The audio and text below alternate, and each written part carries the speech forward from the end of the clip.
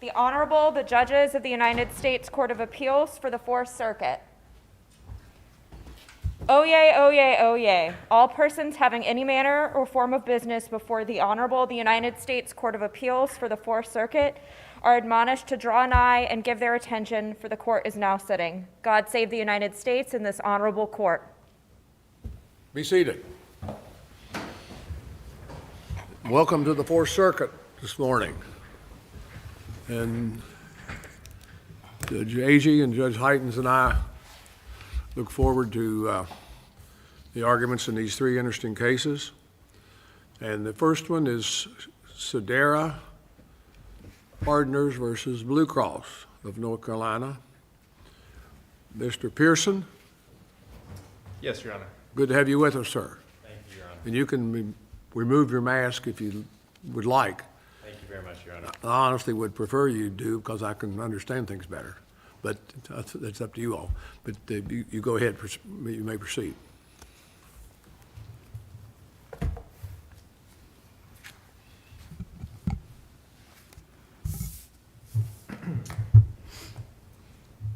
Thank you, Your Honor. May it please the court, Adam Pearson, appearing on behalf of appellants and Sendera RX Partners, LLC. Your Honors, the district court erred in granting summary judgment because there are still multiple issues of fact to be resolved in this case.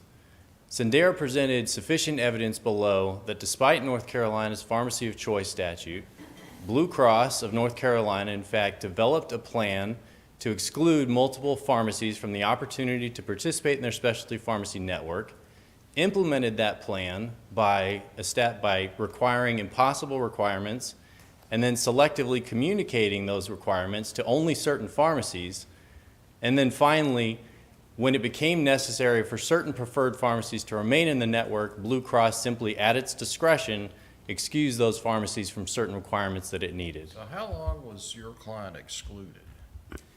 Your Honor, we were excluded for a period of October 15th to July 1st, so about 8 months, I believe. 8.5 months? Yes, Your Honor. So that wasn't much of a plan of exclusion, it would seem like. Well, Your Honor, the reason that we were promptly able to get back in is because we acted as quickly as possible. There are multiple instances in the record where it shows the process. If I can back up, the requirement at issue here is the in-state dispensing requirement. And that was announced for the first time in May of 2018.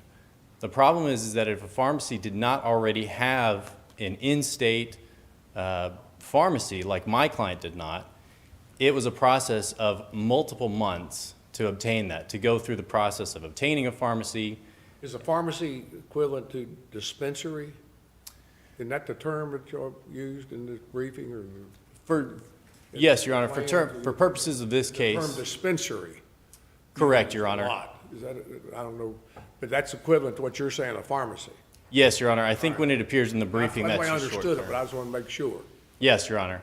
So the reason that Sendera was able to get back in the network as quickly as it could is because it acted very quickly to purchase the land, the building for a pharmacy, hire pharmacists, get the permit, credentialing, but even then, it was still only able to rejoin the network after 8 months. And I will emphasize the damages. And you say you were defrauded into doing all that. I mean, you got a fraud claim in you. Yes, Your Honor. Doesn't the fact that it was a short period undermine that fraud claim on its own? No, Your Honor. If we're going to defraud you and kick you out of the plan, it seems to me like they'd want to keep you out. Yes, Your Honor. The fraud claim is based on multiple omissions and misrepresentations that occurred in 2018. Fraud, this is a strong word, bringing it into a courtroom. Yes, Your Honor. And again, the reason that the district court granted summary judgment on that claim was because it believed that there were no set of facts that Sendera, my client, could have been confused about the requirement that was needed for an in-state dispensing location. Pearson, can I take a step back? I mean this sincerely. What specific statutory provision do you claim that they violated? Because I understand the parties before the district court didn't necessarily appear to disagree about the legal standard, but I was having the hardest time in the world figuring out where these requirements that you assert come from in the language of the statute. Yes, Your Honor. So the statutes at issue are subsection C1, C2, and C4 read in tandem with subsection C of the statute. So if I were to say, what language do you say they violate? You say it's complicated and you've got to read a whole bunch of statutes to deduce this rule. Is that a fair description of what you just said? No, Your Honor. I would say that, in fact, they committed multiple violations that ran across several subsections. Each one were violated in isolation. How many statutory violations then are you saying there are? So You say they committed multiple violations. Multiple means a few, more than two, I guess. How many? And what were they? You don't ever say. yes, I apologize, Your Honor. When I said multiple violations, what I meant were violations of multiple provisions within the statute, that they violated. Multiple violations, wouldn't it? I'm sorry, Your Honor? There'd be multiple violations if you're saying multiple provisions. You stick with Judge Heitens. I'd like to figure that out too.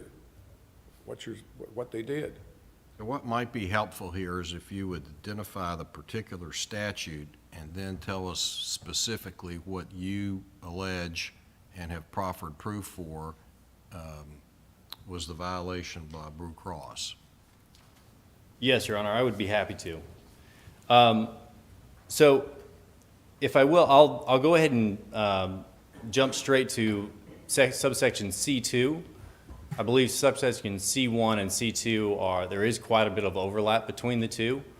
But looking at subsection C2, Blue Cross is prohibited from structuring a plan that would deny a pharmacy the opportunity to participate, and I'm not quoting, I'm paraphrasing, I apologize, the opportunity to participate as a contract provider on the same terms and requirements as are applied to other pharmacies. And that provision, it says that meet the terms and requirements, that has been interpreted by the North Carolina Department of Insurance, which North Carolina courts give great deference to, that says that requires that the plan offer each pharmacy the opportunity to participate under equal terms. And so it's that, and so that violation occurred from Blue Cross. In terms of proffer from the evidence, there are references in the record to, I'll just offer a few, differences in communication. The district court below said that Blue Cross was not required to explain the terms and requirements to us. We believe that was a violation of the statute. When Where? Blue Cross, What term of the statute maybe as a matter of good business practice they should have, but what in the statute imposes a duty of adequate communication? So, Your Honor, there is, I would say, inherent in allowing us to participate under the requirements, as the district court did find in another part of the opinion, we have to be told what those requirements are. And so they don't have to tell us. Or they can't conceal from you the ability to learn the requirements yourself. I'm not sure you can say that to be able to be given an opportunity.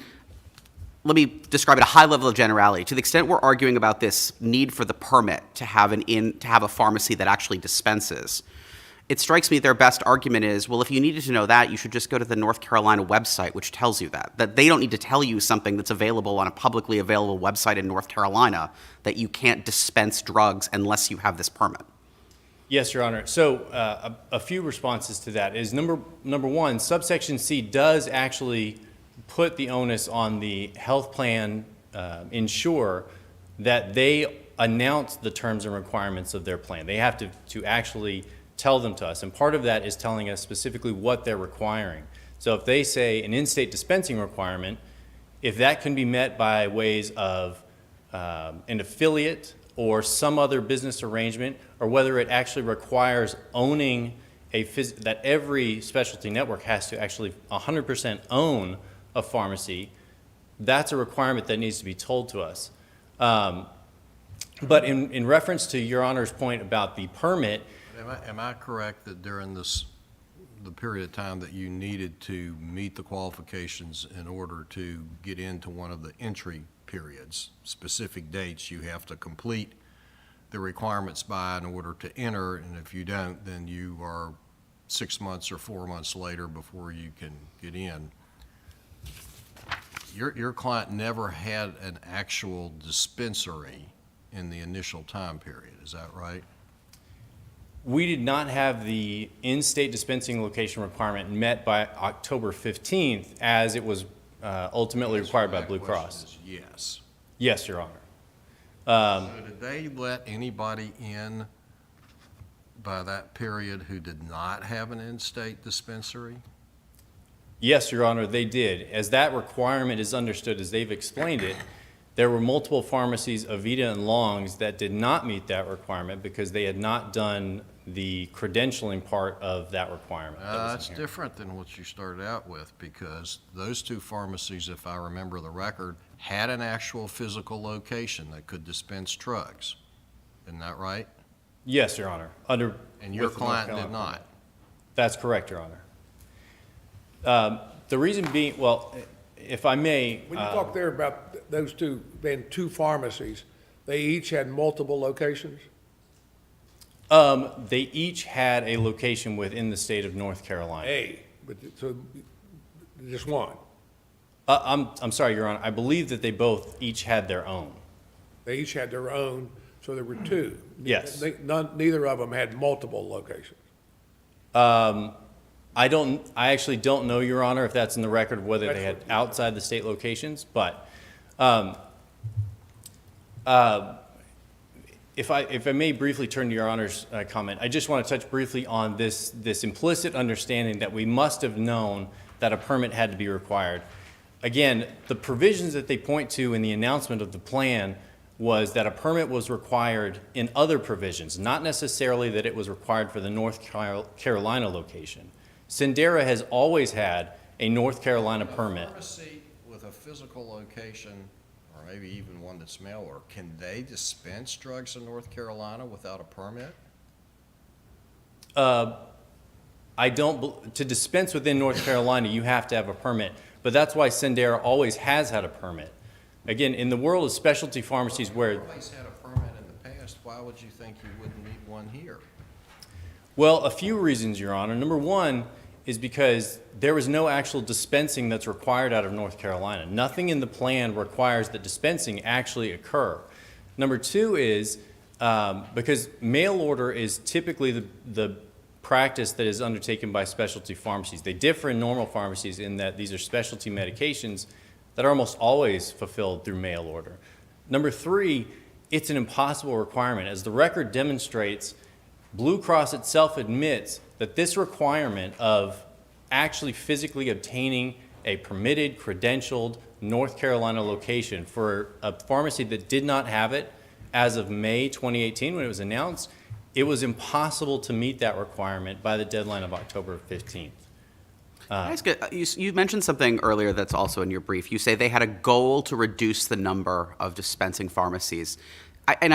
Is your claim that that goal is itself inherently impermissible under the statute? And if so, where does the statute impose that requirement? No, Your Honor, it's not our contention that intent or that goal by itself is a violation of the statute. The reason that becomes a problem is that when ultimately Blue Cross later admits that whether a pharmacy remained or was removed from the network ultimately decided, at least in part, on Blue Cross's discretion. Once Blue Cross admits that it's acting on its discretion, when you're looking at an issue of proximate cause, the question then becomes of what was the cause of Sendera's exclusion? Was it because Sendera failed to understand or failed to properly act, or was it because Blue Cross acted on its discretion and didn't extend the same opportunity to Sendera that it did to other pharmacies? Judge King mentioned your fraud claim, and I had a question about that too that I wanted to ask during your initial argument. For purposes of your fraud claim, what specific statements do you claim were false or misleading? Because, again, I was a little confused reading your briefing. I mean, the first element of fraud is a false or materially misleading statement, and based on your briefing, I'm not sure what claim you're asserting was false or misleading. Yes, Your Honor. So the fraud claim is based on an omission, that the requirement inherently contained these requirements that were not communicated to Sendera, despite multiple requests that were communicated to other pharmacies. There are instances in the record, I believe on Appendix Site 1216, where Blue Cross admits that when some pharmacies came to them and asked about the requirements, they were told about. But hold on. But I understand an omission can be misleading as a matter of fraud, but it's only if there is a duty to disclose or there's a need to make additional statements to render something else that you said not misleading. They did a better job of telling other people does not strike me as a material omission for fraud unless you can show me that there's some pre-existing duty to disclose or that something they said created this misleading impression. So I don't think that the fact they might have done a better job communicating to other people gets you there on element one of a fraud claim. Understood, Your Honor. I would push back on that again because there is some tension between the idea of whether or not they told us a requirement that was required under the statute and whether or not it was simply a matter of not explaining the requirement. I'll point out, still to this day, we don't know the full extent of what's required or how a pharmacy might meet the in-state dispensing requirement. Despite the fact that you currently are working in North Carolina? Yes, Your Honor. We know one way to satisfy the requirement, and that is to physically obtain an actual pharmacy within North Carolina, buy it, staff it, permit dispensing, all of that. But there are other ways that pharmacies, not every pharmacy has met it that way. You've heard much in the briefing about the affiliate exception.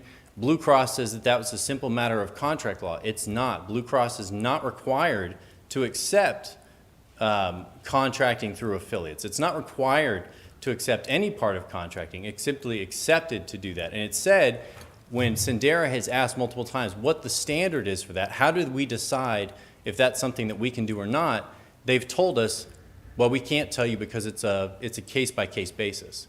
So even to this day, the full ways, or the ways that this requirement can be met is still unknown. Blue Cross has simply told us one way that we could obtain it and didn't tell us any others, and so that was the route that we had to go. Your Honors, I would just point out again. Let me ask you something. There's no federal questions in this thing anywhere. That's correct, Your Honor. There are not. All state law. Correct, Your Honor. And it's never been ruled on by any state court. None of these issues. These specific issues, no, Your Honor. Yeah. These have not been. And we can't certify issues in North Carolina. You started this thing in federal court. Yes, Your Honor, we did on diversity jurisdiction.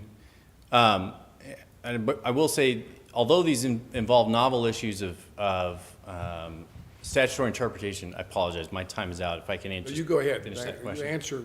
As long as you get questions, you keep going. Okay, thank you, Your Honor.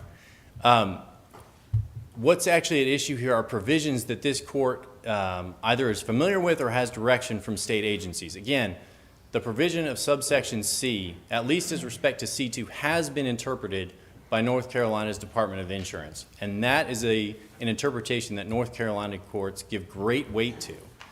And also on the issue that was the primary basis of the district court's grant of summary judgment was an issue of proximate cause. Obviously, this court and other courts are familiar with the context of proximate cause. And the question is whether there are sufficient facts in dispute as to whether Sendera was affected at all by Blue Cross's actions that violated the statute. Thank you, Your Honor. Thank you. You'll save some time. Mr. Charnas? Good to have you with us, Mr. Charnas. Thank you, Your Honor. Good morning, and may it please the court. I represent Blue Cross of North Carolina in this appeal, and we think that the district court correctly granted summary judgment for multiple reasons. First, I thought you said but you say that she erred. She committed error right off the bat. That's the first thing in your brief, just about. That's true. We think she erred in applying subsection C, that provision of the statute does not apply at all. But even if it does apply, there's no fact disputes here. And maybe I'll start with the second point, because that seemed to be the focus of the court's questions and discussion, and would allow the court to avoid having to construe the statute at all. I mean, the fact of the matter Before you is, jump into that, could we just clarify, you agree that in order to affirm the district court's decision, we don't have to reach your threshold argument about whether subsection C applies at all? that is correct. Okay. If you agree that there are no fact issues in dispute, you do not have to, you can assume that the district court was correct in applying C. Got it. Thank you. And there really are no fact issues here. All you have to do is look at the network provider agreement, the NPA, the addendum, and the website to which Sendera was referred, and which is, by the provisions of the contract, was incorporated in the contract itself. The website terms on page 689 of the joint appendix are incorporated in the contract, and they disclose everything. They tell Sendera you need a dispensing location in North Carolina. As a matter of law, as the court has alluded to, under North Carolina law, you need a permit from the Board of Pharmacy to dispense locations from a location in North Carolina. The NPA itself and the addendum itself state that they need a permit, and the website also states they need a permit for the location in North Carolina. They complain about the year.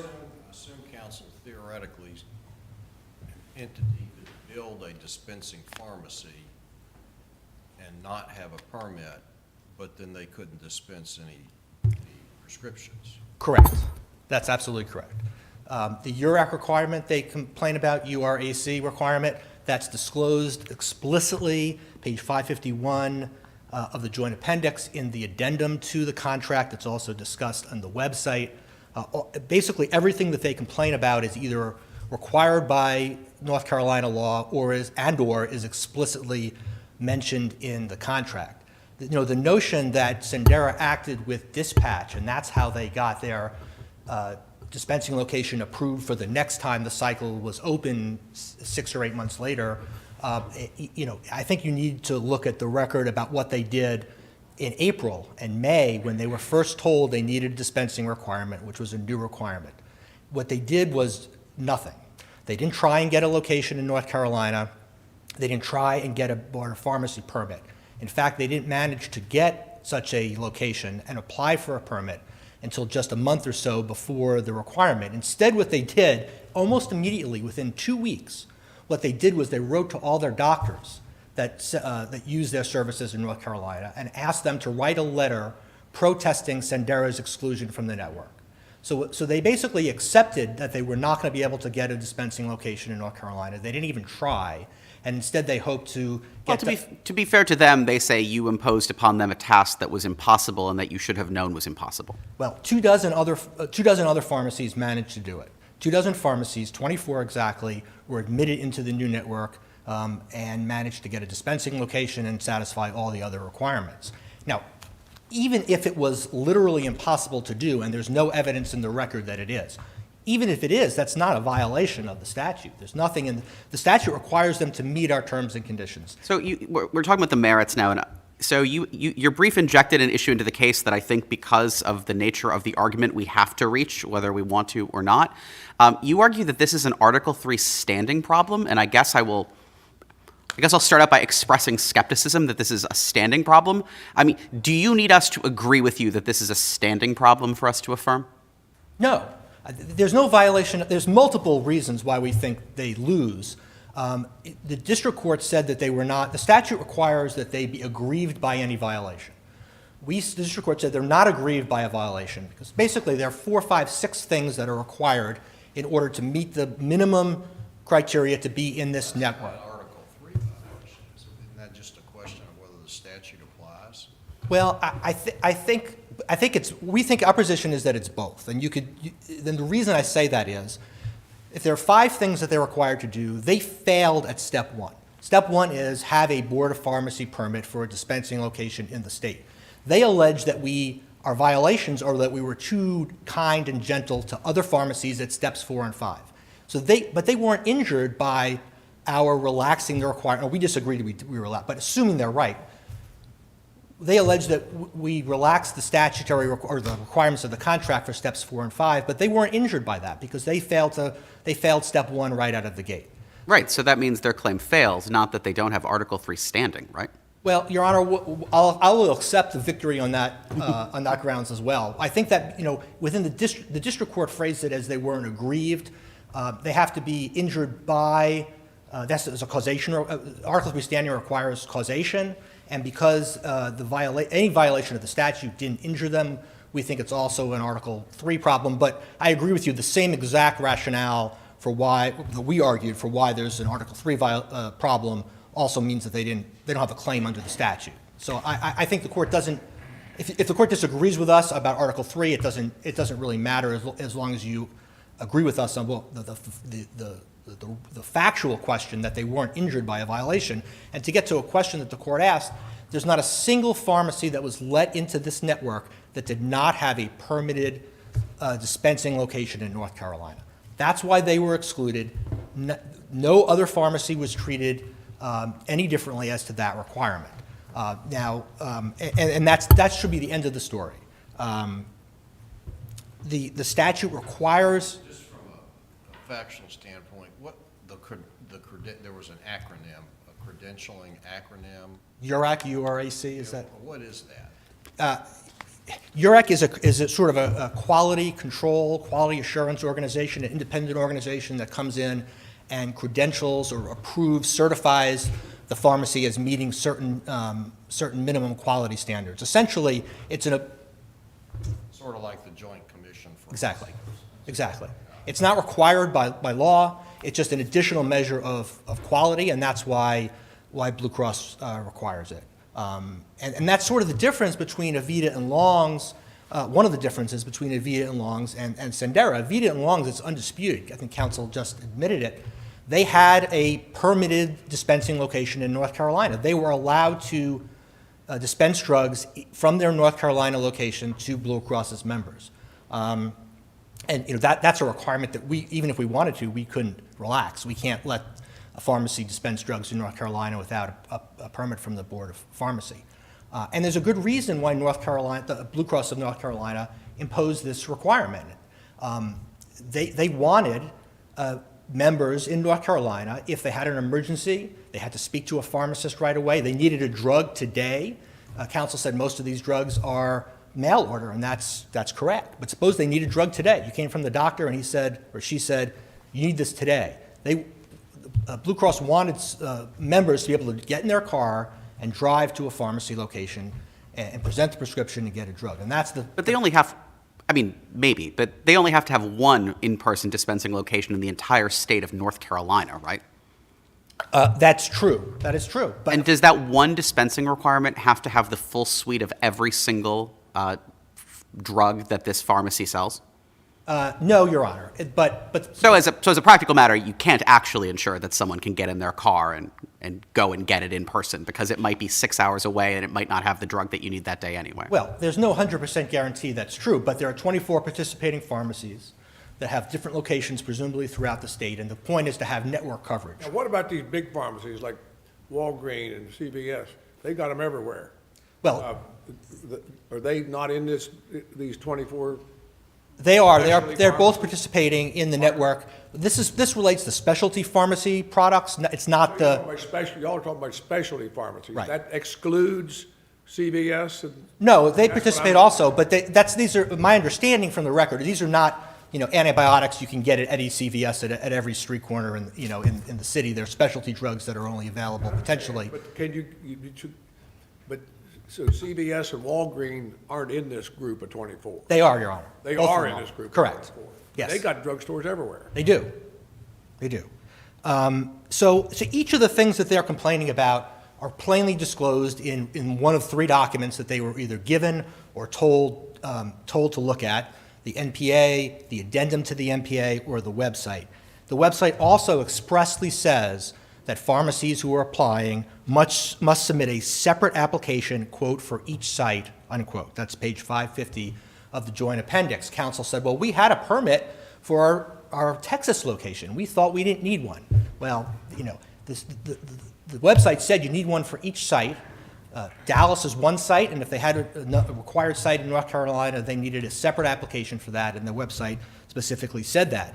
And the record is undisputed that they didn't even bother to read the website until October, months and months later. And you can't support a fraud claim if there's information that's available to you that you just didn't bother to read. They didn't have to dig for this. They were specifically told to go look at this information. You're saying they acted negligently? They didn't act. I think what North Carolina law says, in order to have a fraud claim, you must reasonably investigate, conduct a reasonable investigation. And if they're told, look at this website, it has more information, and it's incorporated in the contract, and you don't do that, that's not reasonable, and you can't base a fraud claim. I'd also note, I think in relation to Judge Hyten's questions, the district court dismissed part of their fraud claim on the motion to dismiss. She dismissed omission, expressly said, I'm dismissing the fraud claim to the extent you're alleging an omission for precisely the reasons that Your Honor mentioned, which is she said, the district court said, you didn't identify a duty to disclose any information. I don't read their brief as appealing that. They appealed summary judgment. I don't think they're appealing the motion to dismiss. So the only thing that's before you with respect to the fraud claim is express misstatements. They file a separate notice of the. No, they had to brief They it. could appeal whatever they lost. Absolutely, their notice of appeal brought the issue here. I think they waived it by not briefing it. They haven't briefed it. They haven't briefed it. I do want to discuss briefly our argument that subsection C does not apply. As I said at the outset, your court doesn't have to reach that if you agree with us that there's no fact dispute on the meaning or application of subsection C, I should say, if there's no fact dispute about it. But to the extent the court thinks that anything survives the district court's opinion on that, C plainly doesn't apply. Subsection C applies. Would you agree that if we could avoid ruling on state law issues, to the extent we could avoid ruling on state law issues, we ought not to, because we're not a state court? I think that's what I would expect you to do, Your Honor. The usual practice, I would think, would be And to. if we can avoid ruling on federal constitutional issues like Article 3, we wouldn't want to get into that either. I agree with you, and if you agree with us that there's no fact dispute and that the district court correctly Got to dismissed. stay out of them, state law issues and constitutional issues, except as a last resort in a case like this. I agree with you. You only have to address whether C applies if you agree with them on that any of their claims on the pharmacy of choice statute survive. I do want to correct one statement about that, which is we did argue before the district court at summary judgment that subsection C did not apply. Earlier in the case at the injunction stage, we didn't dispute that C applied. We say, listen, they can't prove a violation of C, so they're not entitled to an injunction, and the district court agreed with us and denied both a TRO and a preliminary injunction. But at summary judgment, we expressly argued the argument we're advancing here, that subsection C does not apply. Judge Eagles, in her opinion, addressed that on the merits, did not find any sort of waiver. So our argument that subsection C does not apply is properly before the court. Is that your argument, C doesn't apply because you say E does? Correct. Well, I don't think there's any dispute. I think everybody would agree that E applies. They didn't sue alleging a violation of E. They sued alleging a violation of C only. C refers to and governs, quote, the terms of a health benefit plan. A health benefit plan is a defined term in North Carolina law. This is not a health care plan. The NPA is not a health care plan. A health care plan is defined in section 5850.110, subsection 11, as being the contract between the insurance company and the member. It's a long definition, but that's sort of boiling it down. And the plan is not, and the NPA is not part of the plan. The whole idea, your whole relationship with your customers pervasively relies on this notion of a network, right? That is a pervasive part of your relationship with your customers. You want them to be able to get service in network. I think you said something like that earlier, right? Generally speaking, that's correct. It depends on the plan, because there's some plans that don't have a network, but generally, yes. Okay, so then I think that seems right. But what concerns me then, and maybe this is a reason to not reach the C issue as Judge King indicated, because this suggests to me that you can deny a pharmacy the opportunity to participate so long as you do it in a document that is separate from your contract with your supplier, right? That seems like I understand you have a textual argument. It may be right, it may be wrong. The North Carolina courts may agree. But it does seem a little odd to say that you've basically set up a network for your customers. North Carolina says, well, we don't want you to be preventing your customers from having opportunities to go to certain pharmacies. And then Blue Cross, if it wants to, under your interpretation of C, can limit the number of options people go to as long as they do it in a document that regulates their relationship with the dispensary, not a document that regulates their relationship with. Again, this may be an argument why we don't reach this issue at all, but it strikes me as an odd implication of your position given what it seems to be the overarching purpose of this North Carolina law is. Well, Your Honor, there are several responses to that. Number one, subsection E still applies. There's no dispute. But this opportunity language isn't in E, right? That is true. And what the this court's task, any court's task, is to apply the plain language of the statute. Well, no, our task is to apply a North Carolina law in the way that a North Carolina court would apply it. Well, that We is don't- true. Right? And in North Carolina law, North Carolina court applies the plain language of the statute. I don't read their method of statutory interpretation any different than this court's method of statutory interpretation, which is that the language of the statute is plain. That's what you apply. Does Tara make the argument that the North Carolina Bureau of Insurance has opined that networks such as this do fall within subsection C? They have made that argument. If you actually look at what the North Carolina Bureau of Insurance said, first of all, it's extremely short. It has no legal reasoning or explanation. And what it says is, it says the same thing the statute does in C. It says plans. Plans must allow any pharmacy. Plans may maintain multiple versions. So it focuses, as subsection C does, on plans. So we don't think that advances the ball for them at all. But again, the question isn't whether we think it advances the ball. The question is whether a North Carolina court would. I mean, I have no idea what North Carolina's version of the Chevron doctrine is, what agencies they defer to, how much they defer to them. I understand, Your Honor. And I think, all those are good reasons why, the court should affirm on, the core summary judgment holding of the district court, which is that there's no fact dispute here. And we What do. is the North Carolina Bureau of Insurance? I'm sorry, Your Honor? What is the North Carolina Bureau of Insurance? It's a regulatory agency. Like the commission of it? Yes. Well, I come from West Virginia. We had an insurance commissioner or an insurance commission. Would that be the same thing or equivalent, sort of? Yes, yes, Your Honor. The opinion that they rely on was issued by the deputy commissioner of the. Deputy commissioner. Yes. So wasn't he by the head fellow? No, I assume he was authorized to do so, but I don't know.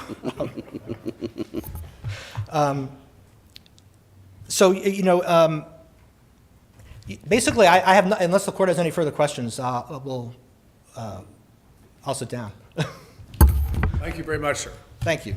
We appreciate it. Mr. Pearson?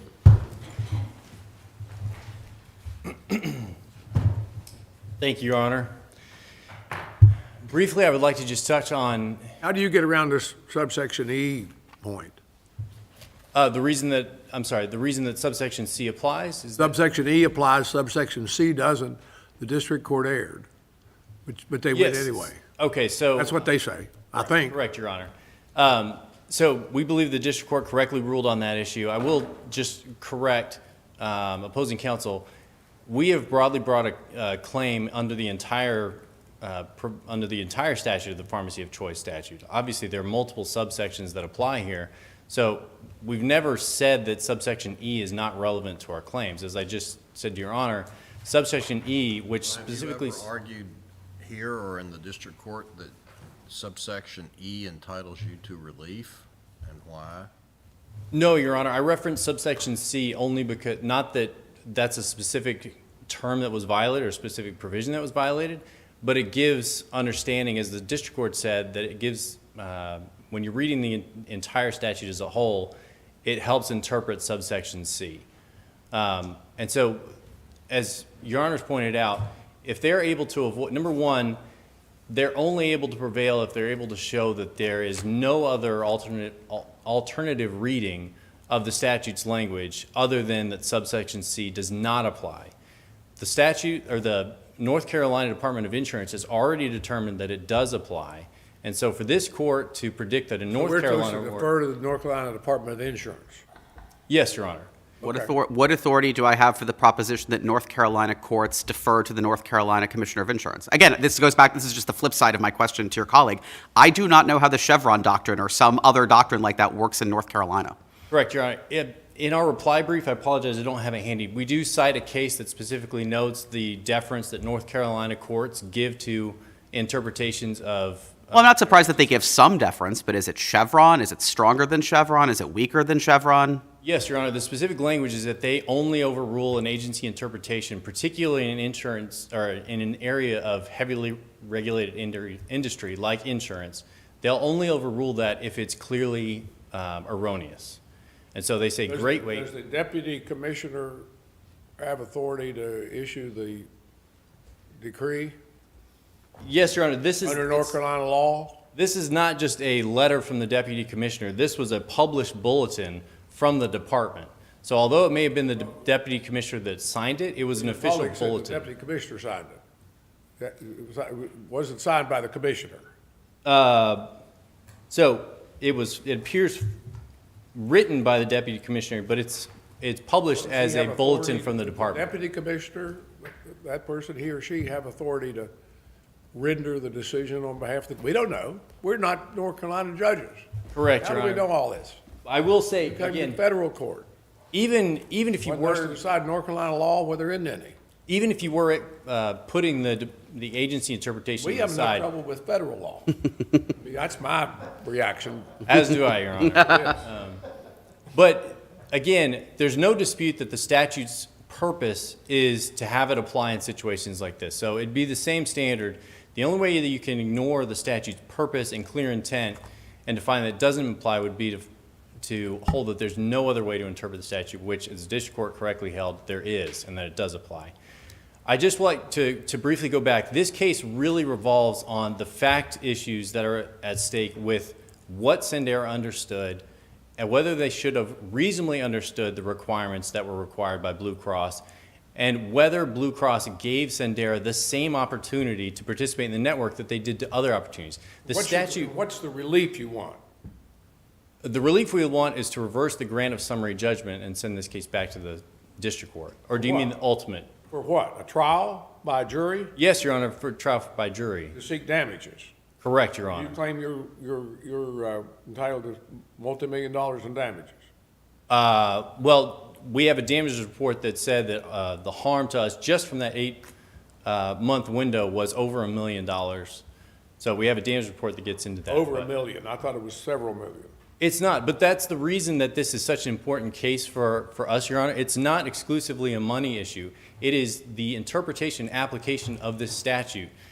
If the district court's ruling is allowed to stand, it allows plans like Blue Cross to selectively apply their terms and then come back and later, after the fact, set up these tier of requirements and what's really important and what was a precursor and what wasn't, even though there's nothing in the plan itself to support that. I realize I'm out of time. If I may just wrap up, Your Honors. Go ahead. There are several instances in the record, again, Blue Cross's own witnesses controverted what they said now, that the terms in-state dispensing requirement were not plainly understood. They were not explained. That's why they excused Avita and Longs from that same requirement, because they felt that their discretion, they wanted to allow them to forgive that misunderstanding but not forgive us. And those are fact issues. If there's no further questions. Thank you, Your Honors. Thank you. We're pleased to have you here. And if we could do so, we'd come down and shake hands with you and tell you personally that you've done a good job. That's a tradition of the Fourth Circuit. Our friend from Texas might know that or might not know that. But we do that regularly until this pandemic came along, and now we don't do it anymore. But we hope to get back to it, so the next time you get here, we'll do that.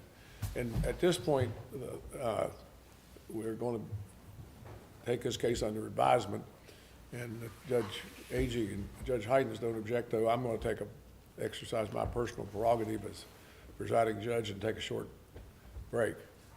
And Madam Clerk will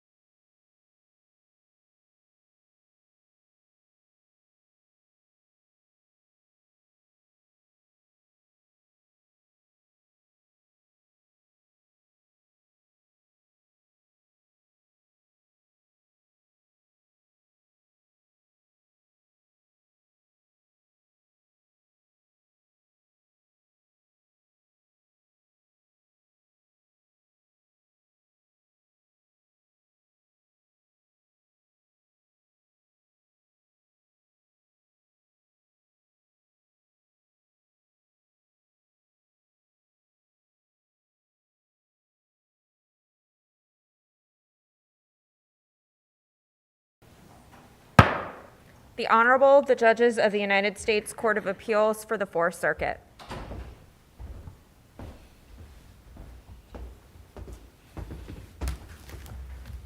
You can be seated.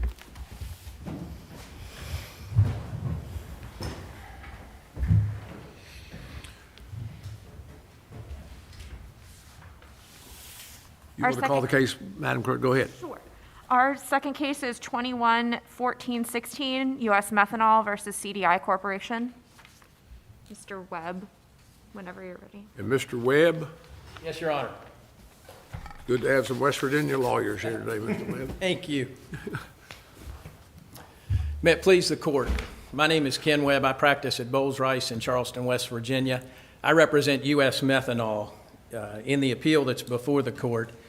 U.S. Methanol appeals two separate orders of the district court. The first was an October 21, 2019 order that dismissed U.S. Methanol's tort-based claims under Rule 12b-6 and also under the gist of the action doctrine and borrowed servant doctrine. The second order was an order that was entered June 5th, 2020 that dismissed or granted summary judgment in CDI's favor on the remaining count in U.S. Methanol's complaint, which was based upon a breach of contract claim.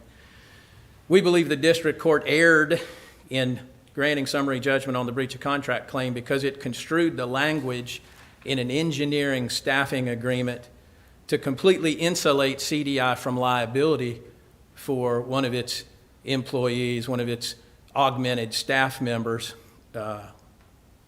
negligence with respect to the foundation design for a methanol plant. We also think the district court erred by dismissing the tort-based claims by misapplying the gist of the action doctrine and by ruling on the borrowed servant doctrine before there was any substantive discovery on the facts that would give rise to the application of the doctrine. We think the standard of review in both instances is de novo.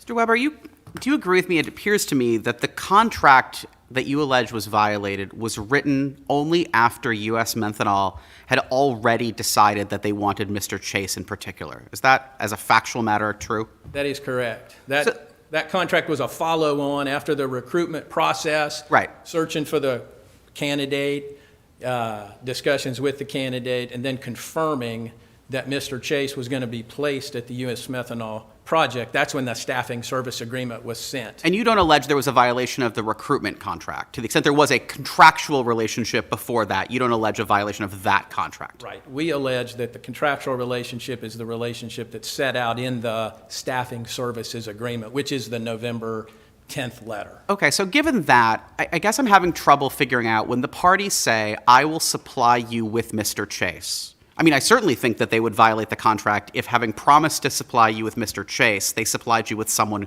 who was not Mr. Chase. That would clearly be a violation of a contract to supply Mr. Chase. But in a circumstance where you'd already agreed it was going to be Mr. Chase, why should we interpret this contract as imposing some additional requirement, not just to supply Mr. Chase, but to ensure that Mr. Chase, who you participated in selecting, wouldn't do a bad job? CDI was an engineering company located in Kanawha Valley. They're an international company. They've got offices different places. Because in our Kanawha Valley along the river, we have a lot of heavy chemical industry. They located an office there.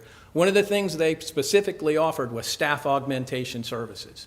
And so we went to them, U.S. Methanol went to CDI, because we didn't have an engineer on staff. We were a startup company relocating. No, and I agree with that, sorry. So if the contract had said, look, you're the experts, we're not the experts, supply us somebody who meets our needs, and they picked someone, and that person did a lousy job because they were unqualified, I could see an argument that that's a breach of contract.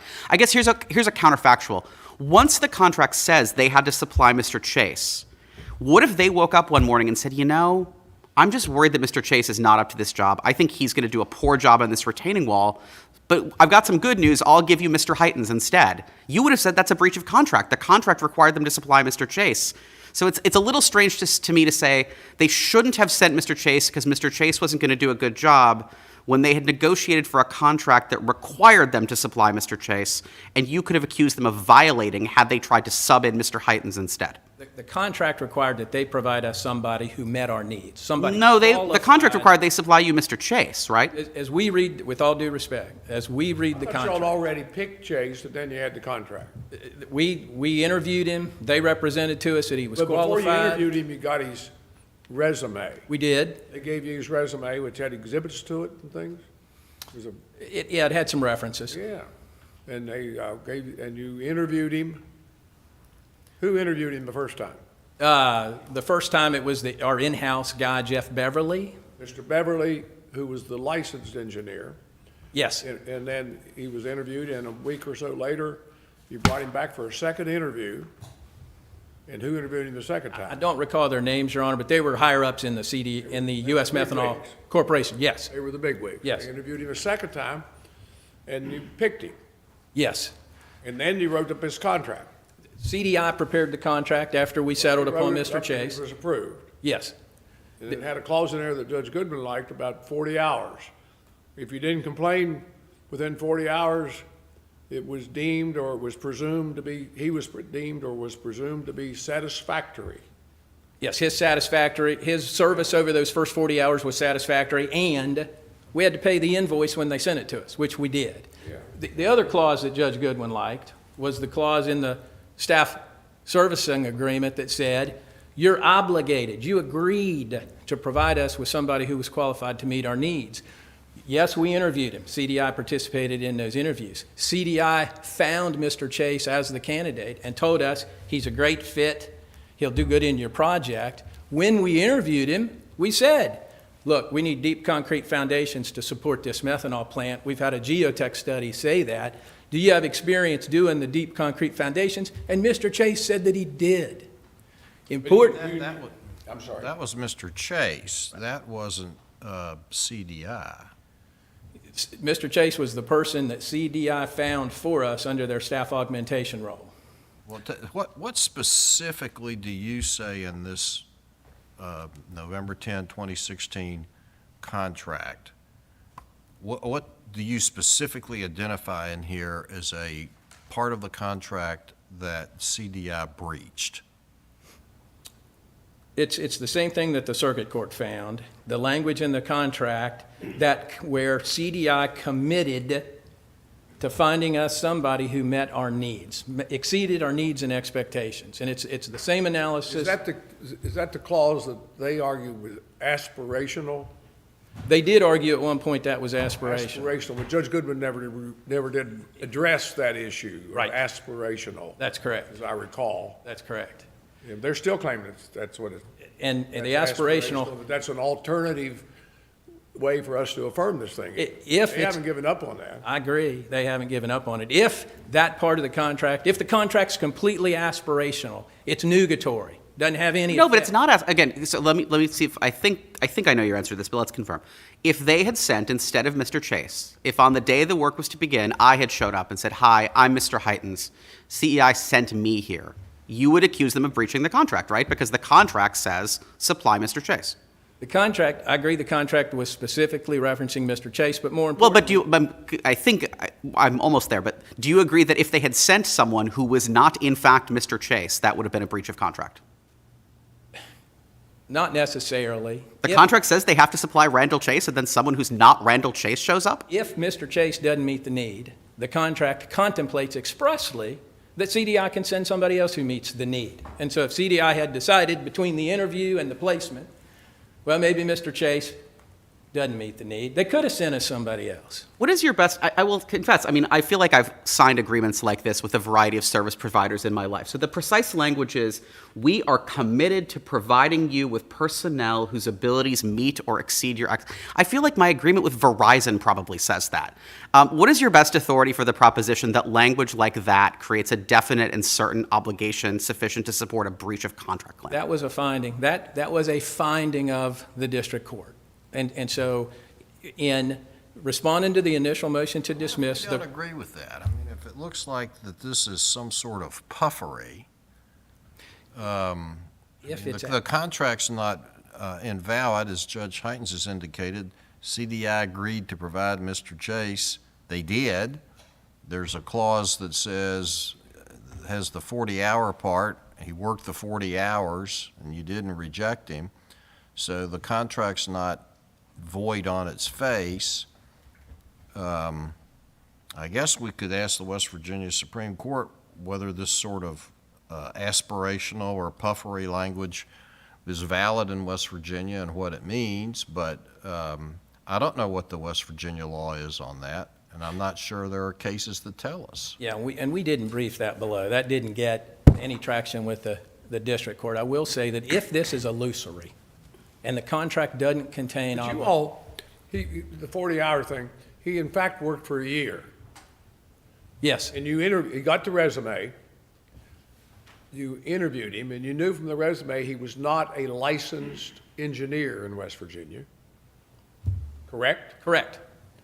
And he worked under the supervision of Mr. Beverly, who was a licensed engineer in West Virginia, correct? That's correct.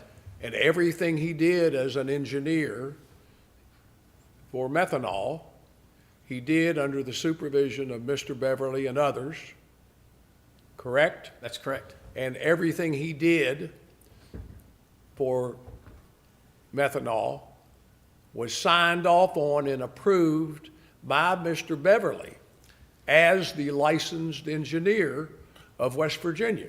It was approved as to form. And in spite of all that, you say you got a cause of action. Now, that almost flies in the face of, I don't know what. Mr. Beverly does not have any expertise in deep But he's foundation the design. licensed engineer, and he approved, supervised and approved and signed off on everything this guy did for a year. And then you figured out, well, what he did was a mess, and you fired him. Mr. Beverly certainly made the assignment and said, And you fired him, and then you filed this lawsuit, and that's where we are. yes, Mr. Beverly certainly said, what we need you to do is design these deep concrete foundations. If Mr. Beverly And had. you not only sued CDI, you sued Chase. We did. If Mr. Beverly had the expertise to do the work, he'd have done the work. We went to CDI because we didn't have. He signed the engineering. He He approved. supervised the engineering, and he signed off as the licensed engineer. He approved. Well, he's the one, you never said he committed any malpractice. He didn't do the design work. He approved the plans for construction. He said they look like construction plans. I approve them for construction. He didn't approve the design. He didn't have the expertise. Why is that CDI's fault? I mean, what in this agreement imposes some duty on them to have certified, in your view, Mr. Chase as having particular expertise in a subform of engineering practice? The record is replete with testimony about what CDI offered in terms of its staff augmentation services. We'll find somebody that meets your needs. The fact that methanol and CDI had discussions about what those needs were, and only after that did the recruiters at CDI go out and find Mr. Chase. If this agreement is illusory, then the gist of the action doctrine doesn't apply. There aren't any obligations in the agreement that trump or preclude the tort claims. That was never reached by the district court, and so if it's illusory, can't sue in contract, we can sue in tort. The borrowed servant doctrine is an alternative holding, and there's a lot of language in here that indicates that all the supervision of Mr. Chase, I think as Judge King and maybe Judge Heitens have indicated, all that was done by your client. The borrowed servant doctrine, Your Honor, is a fact-intensive inquiry where somebody possesses expertise. You're not just constructing a fence or painting a house, but you're applying your expertise. The element of control is lacking. If I don't have the expertise to do the work, I can't control you. I'm dependent upon you to do the work. There's a long line of cases, and we really didn't get there because it was dismissed, but there's a long line of cases that says if you're a crane operator, you have expertise, and a crane operator can't be a borrowed servant. Mr. Chase was a structural engineer with supposed expertise in deep concrete foundation design. We didn't possess that expertise, and so there's a real question. What about this language from the contract? Technical direction of the work being performed by Randall Chase on assignment, and the content of such work will be your responsibility. We gave the technical direction. We told Randall Chase, we need you to design the deep concrete foundations. That was the technical direction. we weren't in a position to say whether or not they were correct or accurate designs because we didn't have that expertise. That's why we went to CDI in the first instance. I see my time is about up. In conclusion, we think that the release issue, the 40-hour clause in the document, is not an adequate release under West Virginia law. We think the contract's not illusory to the extent the district court already found that it contained an actionable promise that they would provide us somebody who would meet our needs. That person didn't. We think that alternatively, you can't, and the district court didn't discuss this at all, you can't, engineer, because they're a professional and have regulatory and statutory duties of care, can't disclaim responsibility for deviations from that duty of care. Finally, we think that the gist of the action doctrine shouldn't apply, particularly if the contract's illusory. But in this case, because there were statutory duties of care and not just duties that arose under the contract, gist of the action shouldn't apply, and borrowed servant doctrine was dismissed without an adequate factual record. For those reasons, we think there was error below and that the case should be reversed and remanded. Thank you. Thank you, sir. Mr. Ropp? Yes, Your Honor, 1 second. May it please the court, my name is Peter Raup. I'm with Steptoe & Johnson in Charleston, West Virginia, on behalf of CDI. This is not a complicated case. This is a straightforward breach of contract action. The district court looked at the contract. It's short, admittedly, but it's very straightforward. It outlines the parties' responsibilities. It outlines what CDI was obligated to do: place Mr. Chase, process payroll, process unemployment taxes, workers' comp, and the like. And it obligates Methanol's responsibilities. U.S. Methanol was to provide technical direction, was to provide projects, approve those projects, review those projects, all that. It's clear as day from the contract itself. Lengthy contracts aren't necessarily better. As Judge Heitens noted, we've all probably signed contracts like this without reading them, but these are two sophisticated business entities that entered into an agreement, and both sides admit that this is that agreement. Can I ask you about, so this document isn't executed by both sides, but I gather you've not preserved any sort of argument that you don't have a contract at all here, right? No, there has been no argument by either side that this is not, in fact, the contract. Obviously, this was brought as a breach of contract claim. Obviously, there are the tort actions that the court dismissed as part of the motion to dismiss, But when we attached the contract, to our motion to dismiss and said, Your Honor, Judge Goodwin, here it is. Here's the contract. We did get an objection saying you can't attach the contract, which is obviously not the law at all, but there's never been an argument by either side that this is not the governing document that we're here today to discuss. And I believe Mr. Webb actually said, and I can't read my handwriting, but no, we agree that this is the contract that we're here today about. But this is a straightforward contract that obligated the parties to do, in one case, CDI, to place Mr. Chase and provide certain administrative, I'll call them administrative general employer obligations. And in return, Methanol agreed as to what it would do. And the parties also agreed, and I know that we have an argument as to puffery. This is aspirational language, and I'm happy to discuss that some more. But Judge Goodwin rightfully looked at this at the end of the day, and the district court said, yes, there is language about your commitment to provide someone who meets needs and expectations. But it also says quite clearly in the agreement that there are certain things that are outside of CDI's control. There are certain things that we can't do. And then it went in to discuss the fact that technical direction would be at the behest of Methanol, that Methanol would supervise and approve all work, which, again, is in the contract, but the record very clearly shows that's actually what happened over the course of nearly the next year.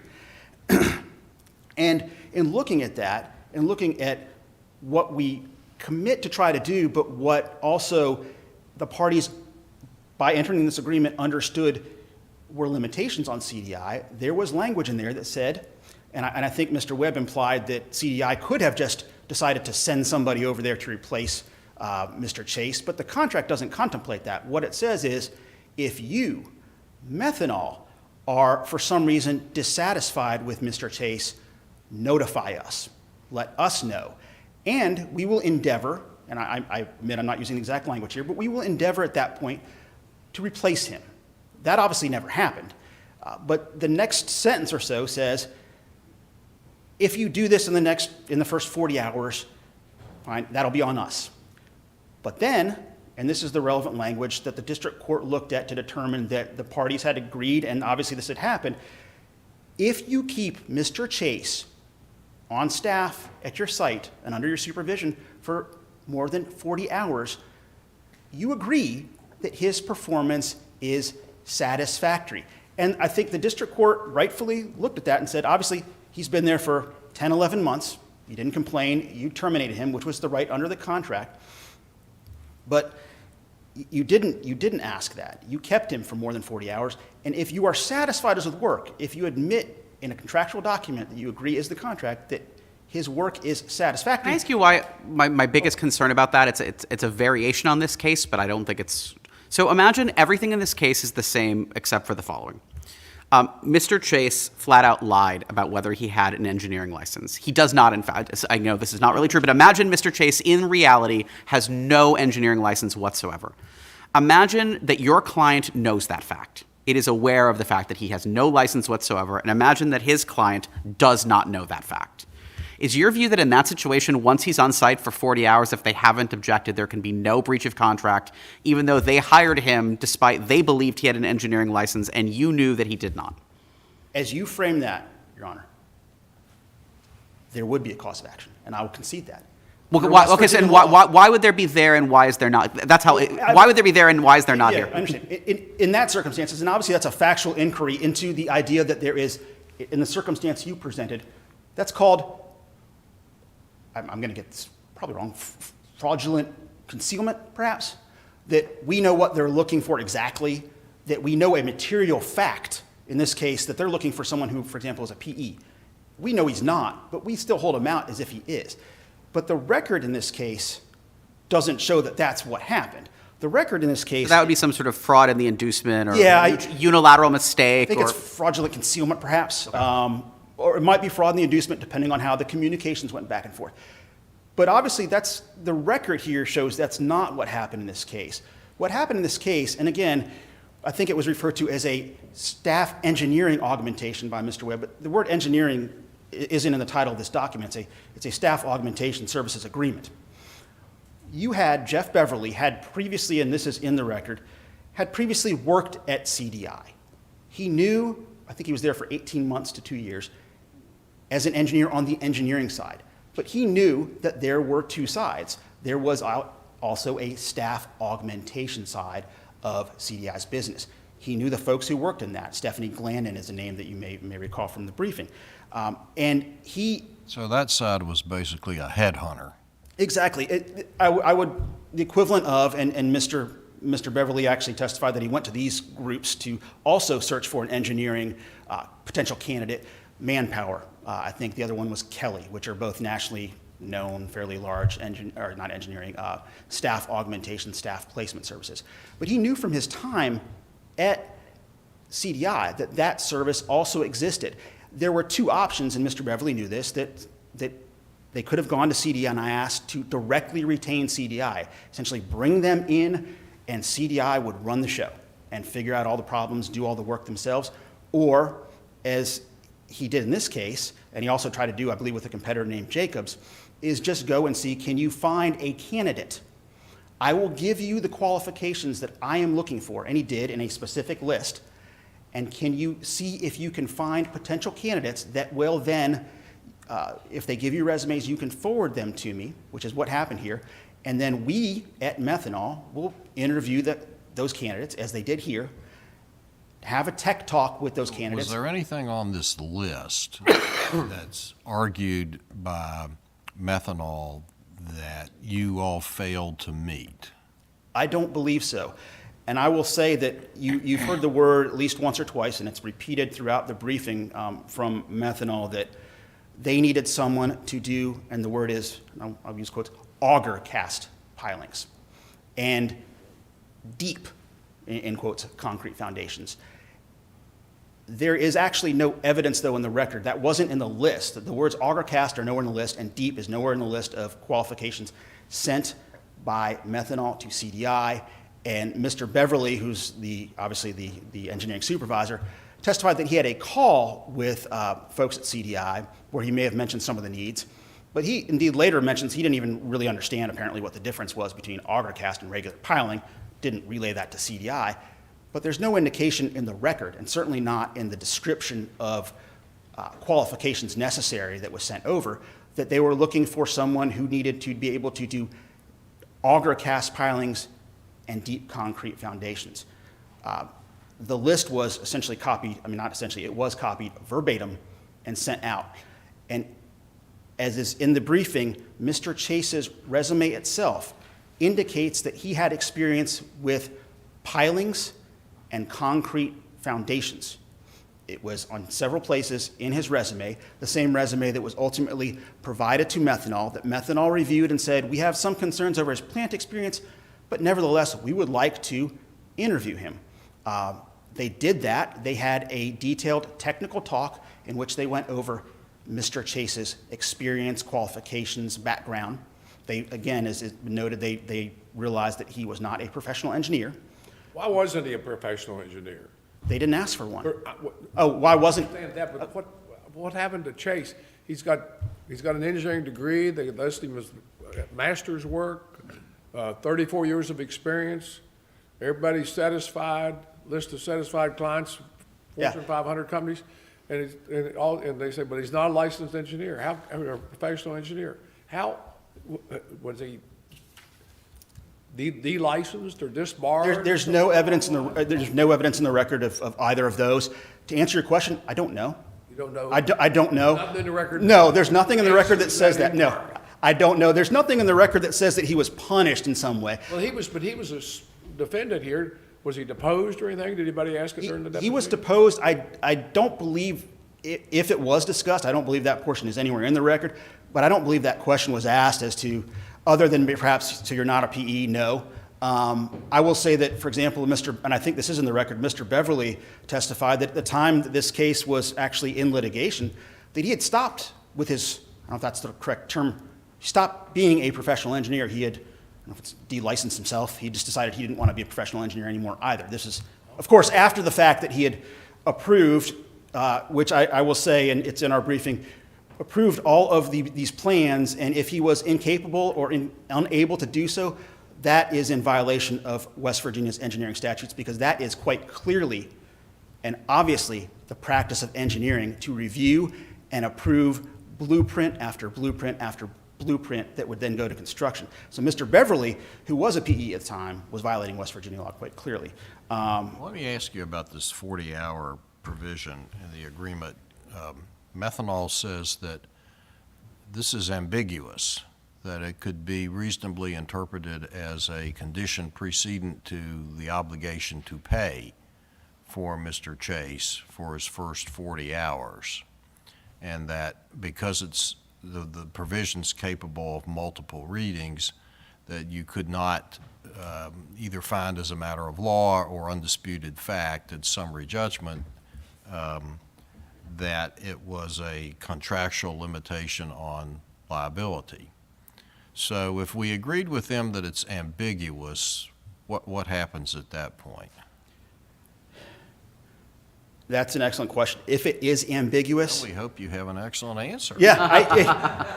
Your Honor, I would like to say that I always have excellent answers to questions. That my wife would insist is not completely accurate.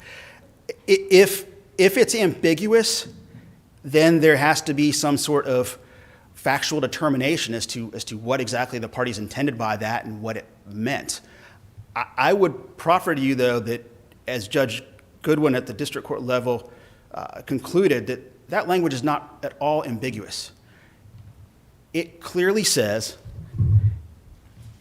I thought you would say that because we argued that we're going to provide you with personnel whose abilities meet or exceed your expectations, that since that's aspirational, there is no contractual obligation in that sense. One of our arguments is that the language itself we're committed to. We're going to try to do a great job is aspirational. Cited to a number of cases that discuss that.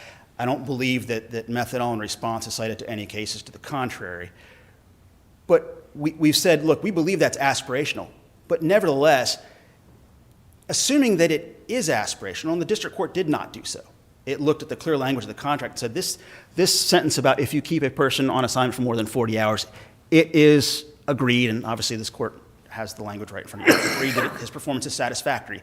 And, but Hypothetically, if that were deemed to be aspirational, puffery language Right. that's not binding, then what difference would it make about the 40 hours? I don't think it makes a bit of difference, because at the end of the day, if the language is aspirational, there's still a contract. We still agreed to place Mr. Chase with methanol. And in exchange for the various services that were provided under the contract, including processing his pay, unemployment benefits, workers' comp, et cetera, CDI, received money. That's a give and take. That's called consideration. That's still a contract. Just because one portion of a contract may not hold up doesn't mean that the contract gets thrown out. In this case, even if you conclude that we are committed to is an aspirational term, there still very much is a contract in which both the parties agreed in exchange for mutual consideration to engage in certain responsibilities. So even if you take that language out, there's still a contract. Judge Goodwin decided I don't need to go there because I've got a clear limitation that regardless of whether this language is aspirational or not, and all these illusory arguments, et cetera, were made in the motion for summary judgment phase, there's still a very clear limitation that the parties, these two sophisticated entities, agreed that we will limit any claims that we may bring with respect to this contract based on this language here. Let me ask you something about the negligence claim. So your colleague on the other side says that the borrowed servant doctrine is a quintessentially fact-intensive inquiry that you really can't resolve at a motion to dismiss. Could you respond to that? It can be if the contract isn't clear as to who's doing what. But in this case, Well, but the borrowed servant doctrine is a defense. It's not part of the plaintiff's affirmative burden, right? correct. And So how could I resolve that on a 12b-6? because on a 12b6 motion, where, for example, there are breach of contract claims, we were well within our rights, and the district court understood this, to attach the contract to say, and the reason we did this initially was, frankly, that there were claims that we had contractually agreed to design the whole plant, which was obviously not in there. But we attached the contract. And while the borrowed servant doctrine can be a fact-intensive inquiry, this contract, and I think Judge Heitens, in your earlier questioning, pointed out that it clearly states what methanol's obligations were and what their rights were. They had the obligation and right to complete control over project assignment, supervision, and approval, and the technical direction. All of that language is very clearly in the contract. It's not ambiguous in terms of who is responsible So for just what. so, I want to make sure I have this right. So your view is that because this case is fundamentally about the contract can be attached even if it's not attached to the complaint, because it's those cases that basically say if the complaint is about a document, the document itself is necessarily part of the complaint. And then your next argument is the contract itself makes clear that as a matter of law, the borrowed servant defense applies? Correct. Would apply if we get there. Correct. And I think, there may be contracts where the language about technical direction and approval may not be in there. And in that case, or frankly, the party may not even raise it, which I think was one of the cases they mentioned. It wasn't even raised at the motion to dismiss stage, but it was only later raised at a summary judgment stage. But if the contract itself fairly clearly delineates the party's obligations, responsibilities, and in doing so states that, for example, in this case, that all technical direction and approval and assignment will come from methanol, that he will work under your supervision. And in this case, it actually said you have the right to let him go. There's been some argument to the contrary, but it fairly clearly says that CDI doesn't have to consent to that. And that you will indirectly pay him by billing us, and then we will actually cut his check. The case law on that, in West Virginia and elsewhere, is that meets, just by looking at the contract itself, the clear, unambiguous language of the contract itself, that meets the requirements for the borrowed servant doctrine. And the court looked at that and said, look, even if the gist of the action doctrine doesn't apply, and we believe it does, because the doctrine lists, and I'm running a little short, but there are 4 different circumstances in which the gist of the action doctrine can apply, and only one of them has to apply in that case for it to apply. It clearly does here. But even if that were not the case, the district court was able to look at this contract, the language in the contract that the parties specifically agreed to, and determined that Methanol had agreed that it would, for all intents and purposes, be solely responsible for supervising the work of Mr. Chase, for directing the work of Mr. Chase, approving the work of Mr. Chase. And again, at the end of the day, I struggle to find where we'd be on remand on that issue based on the record, because Mr. Beverly fully admitted that I tasked Mr. Chase with all of his assignments. I approved them as the professional engineer and in compliance with West Virginia law, presumably. And Mr. Chase didn't have an office at CDI. He didn't communicate with anybody at CDI about his work. His email was from Methanol. His only office was in Methanol. He didn't communicate with anybody at CDI. And in fact, CDI didn't know that he had been told to pack his bags and leave until after he was gone. So the court, obviously was able to look at the contract's language and determine it's all in here. There's no factual inquiry that needs to be taken for me to reach this conclusion.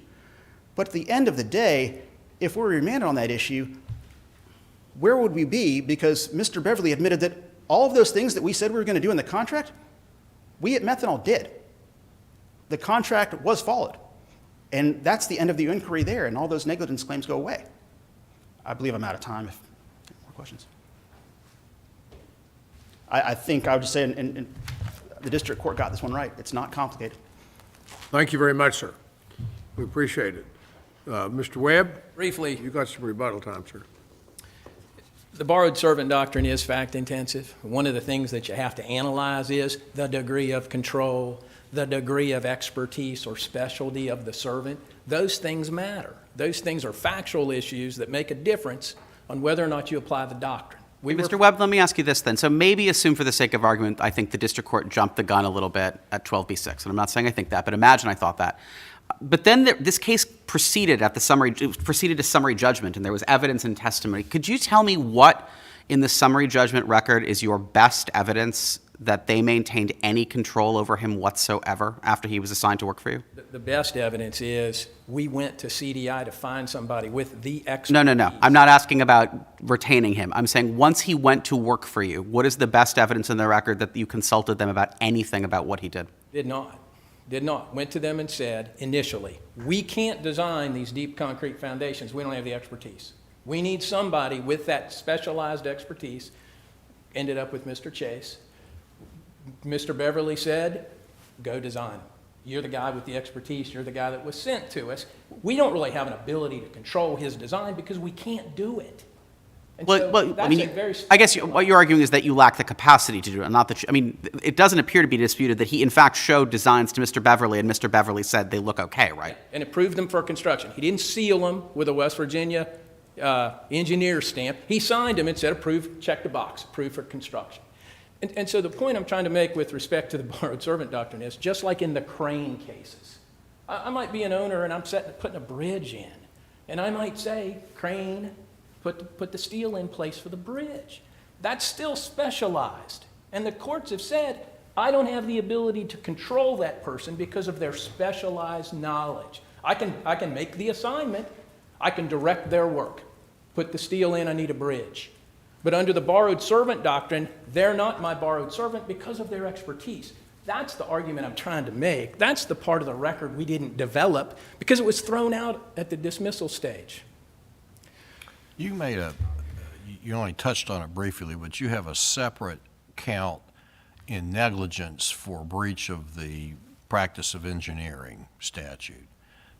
So if all the facts were the same, but instead of going to CDI, Methanol went to Kelly Personnel or Manpower or Joe's Headhunters, and the same events occurred, would you be arguing that Kelly Personnel was in the practice of engineering and they violated it? If they sent us an engineer, yes. If they vouched for that engineer and sent them to us as being somebody. Why is that? Why is the headhunter function the practice of engineering? With respect to CDI, it clearly is. CDI is an engineering company that has a consulting engineering side and a staff augmentation. Right, well, you didn't retain the consulting engineering side, you retained the headhunter side. So why are they different from Kelly? It's a little more than headhunting when you keep him on your payroll. Well, Kelly does the same gonna say- thing. He's your employee. That's my impression. The same thing is true of Manpower. When people are sent out by Manpower, they're That's one of their niches in the market, is that they provide all these payroll services. It's, I believe, when those factors also go to borrowed servant doctrine, but when you retain them on your payroll, when you have a say in their hiring or firing, and I think CDI reserved that right to have a say, I think that elevates it more than just a temporary service, particularly where there's an expertise involved, like an engineering function that was involved in this case. With respect to the 40-hour clause, the 40-hour clause says what it says, and it doesn't say what it doesn't say. It doesn't say, if we keep this guy on for 40 hours, you got to pay him, and oh, by the way, if he screws your foundation up and your methanol plant's delayed and it costs you $5 million to correct, you're releasing us from liability for that too. And there's some pretty good West Virginia authority on point that says if you want to enforce a release clause like that, it needs to say that. And you need to clearly show that the plaintiff agreed to that so that you have a meeting of the minds. That's not at all what the facts are in this case. Preliminarily, you have to wrestle with the illusory argument. If there's no contract, the complexion of the case changes. Just that the action doesn't apply. You fall into the tort claims, including the negligent recommendation placement claim. Get back into the tort claims, you get back into the professional negligence and negligence claims. The other thing you have to wrestle with that the district court did, and if I could just have a little bit more time to conclude, Your Honors, is the whole notion of the statutory duty of care imposed upon engineers and engineering companies. We definitely think this was the practice of engineering. The statute would apply, and because the statute applies, it's not just to the action anymore. You have a statutory duty of care, not just a contractually created duty of care that would give rise to the negligence claims. Thank you, Your Honors. Thank you very much, Mr. Webb, and thank both of you for your fine arguments and for your work in this case. It's good to have you here, and if we could do so under the restrictions posed by the pandemic, we'd come down and shake hands with you. And thank you for traveling here and argue the case, but we can't do the, we're not doing that right now. So we'll wait for the next time. Thank you. Do that, and otherwise, we'll take the case under advisement. And Madam Clerk, we'll call the next case.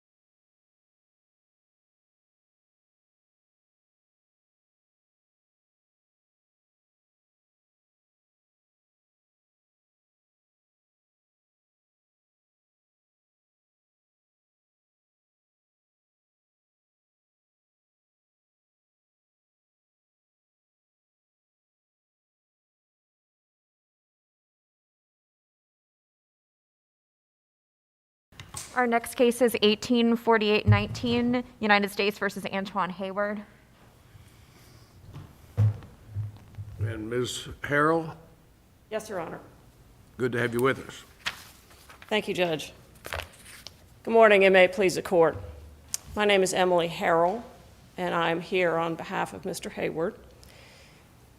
The issue before the court today is whether Mr. Hayward can show a reasonable probability that he would not have pleaded guilty in this matter and would have gone to trial based on the Rahafe error that is present in his case. As you well know from reading the briefs, Mr. Hayward was convicted of the 922G1 offense prior to the Supreme Court's decision in Rahafe, and we were permitted to do supplemental briefing after Rahafe and Greer to determine whether there is a possibility, reasonable probability, that he can establish, based on the record in this matter, that he would not have pleaded guilty and would have gone to trial. Sarah, can I ask you a question about remedy? Obviously, this makes a lot of assumptions about where we get, but I was struck by the last page of your supplemental brief, and it struck me as wrong, and I wanted to give you a chance to convince me that So the remedy you asked for is that we should vacate his conviction and dismiss the indictment. Isn't the proper remedy, if he prevails, withdrawal of the guilty plea, not dismissal of the indictment? Yes, Your Honor, I believe I was swinging for the fences on that one. Understood. And I will readily acknowledge that the proper remedy is to permit him to go back to the district court and withdraw his guilty plea. Well, is that the remedy, or is the remedy to vacate the guilty plea? The reason I say this is because it's your client, you're his lawyer, it's his decision, but I'd want to make sure that he understands, as advised by you, that the remedy is not this charge goes away. The remedy is that your guilty plea goes away. Yes, Your Honor. And that means they can prosecute you. Yes, Your Honor. He's fully aware of Okay. that. He is fully aware of that. In this instance, as We have to be convinced he would have changed his mind? Is that what it is? I'm sorry? We have to be convinced he would have probably changed his mind on the plea? No, I think you have to look at the entire record to show whether there is a reasonable probability that he would not have pleaded guilty. I mean, he would have changed his mind. He wouldn't have entered into the guilty plea. Right, and I believe that there Was is... he represented by you all, the federal public defender in South Carolina, when he entered the guilty plea? Yes, sir, he was. He had good And I lawyers. think that there is... But you had good lawyers, but you didn't know about this Rahafe case. That's correct. So you couldn't have advised him about it. That's correct. And how many Rahafe cases have the Fourth Circuit had since the Supreme Court came down with that? Quite a few. How many of them have we granted relief? None that I can find. So what do you have to, or what does Mr. Hayward have to show here? I think he has to show, based on the record that existed, the entire record, I will submit that existed in the district court, that there is a reasonable probability that he would not have pleaded guilty and would have gone to trial. And I think there's evidence of that he did not know that he had been convicted of an offense for which, his prior conviction was for an offense for which the penalty was greater than 1 year in prison. So where have you argued that here? I see there's a lot of argument about, well, Mr. Hayward didn't know he couldn't have a gun, but I'm not sure I've seen where you've argued that the standard we've established, or the Supreme Court has established, that he didn't know he'd been convicted of an offense that carried a penalty of greater than a year. Where do we find that? I think that's present in my original brief, although I will say, Do you have a page that you can cite us to where we can find that particular argument? I mean, that is the gist of the case, wouldn't you agree? Yes, I would agree that. Your Honor, I would submit to you that the briefing itself is in my hotel room, and I apologize for that. But I will say that the standard is, as you correctly point out, that he has to establish that he did not know that he had been convicted of this offense for which the penalty qualified him. If it turns out that your argument has never embraced that particular point, which is the standard, then what happens? I think it's, I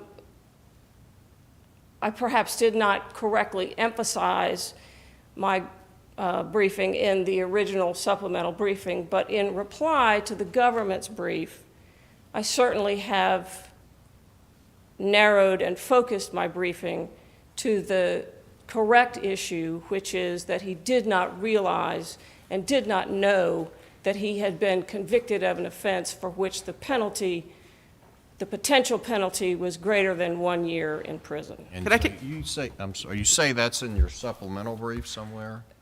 Yes, sir, that's in my, certainly in my reply brief to the government's position. Supplemental reply brief. Yes, sir. So just in terms of narrowing the issue, I want to make sure, so I want to give you a hypothetical, and I think I know the answer to this from your perspective, but I want to make sure that we agree. So say I conclude the following. The record that the record contains evidence that he mistakenly believed that he was allowed to possess a gun because of how he understood the impact of his prior conviction. That he mistakenly believed that. Right. But that he did in fact know that the crime for which he had been convicted carried a maximum penalty of more than a year. Say he knew both of those things, say the record was 100% clear. Right. That individual has not established a rehafe error. Is that correct? That's correct, and I would actually agree with the government's briefing on that point, that under Moody, you know, it's not whether you knew You couldn't have a gun. you couldn't have a gun, it's whether your knowledge goes to your... And that's because that would be essentially a mistake of law defense, right? The argument that you don't understand the implications of the fact that you had a conviction of something that was longer than a year, that would essentially be, I misunderstood the law, and mistake of law is not a defense. Yes, Your Honor. I would very much agree with that.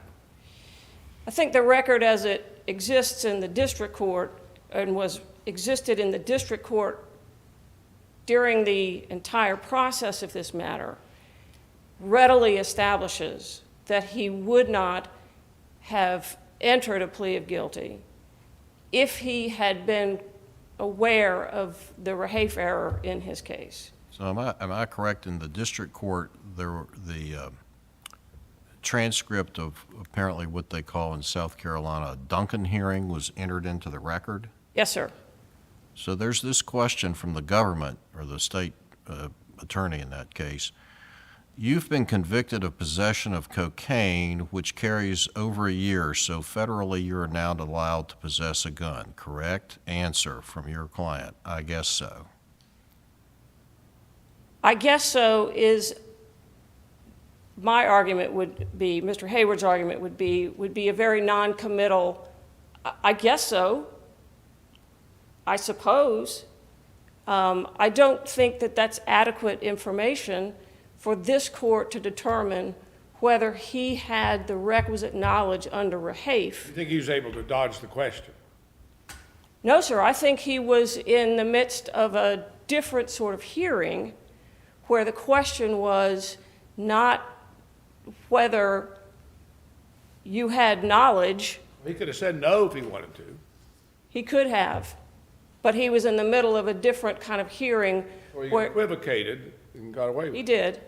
But in fairness, he equivocated after repeatedly having denied that he hadn't been allowed to possess a firearm. Right, correct. And he repeatedly said, I've been convicted of a misdemeanor. I've been convicted of, and I'm not a felon.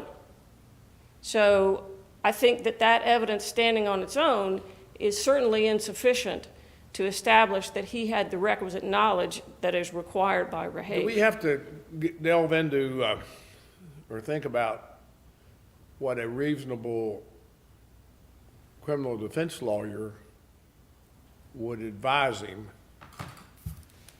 post-rehafe about pleading guilty? Post-rehafe, would a reasonable defense lawyer advise him to plead guilty? I don't think that's, Circumstances. I don't think that that's something that you need to get into. He's going to have a lawyer, and that lawyer's the expert on the criminal law. Well, that's correct, but it's, Most clients listen to their lawyer. that's They're correct, but entitled to get advice from their lawyer. And the client says, should I be pleading guilty to this thing? And you have to decide whether you say yes or no.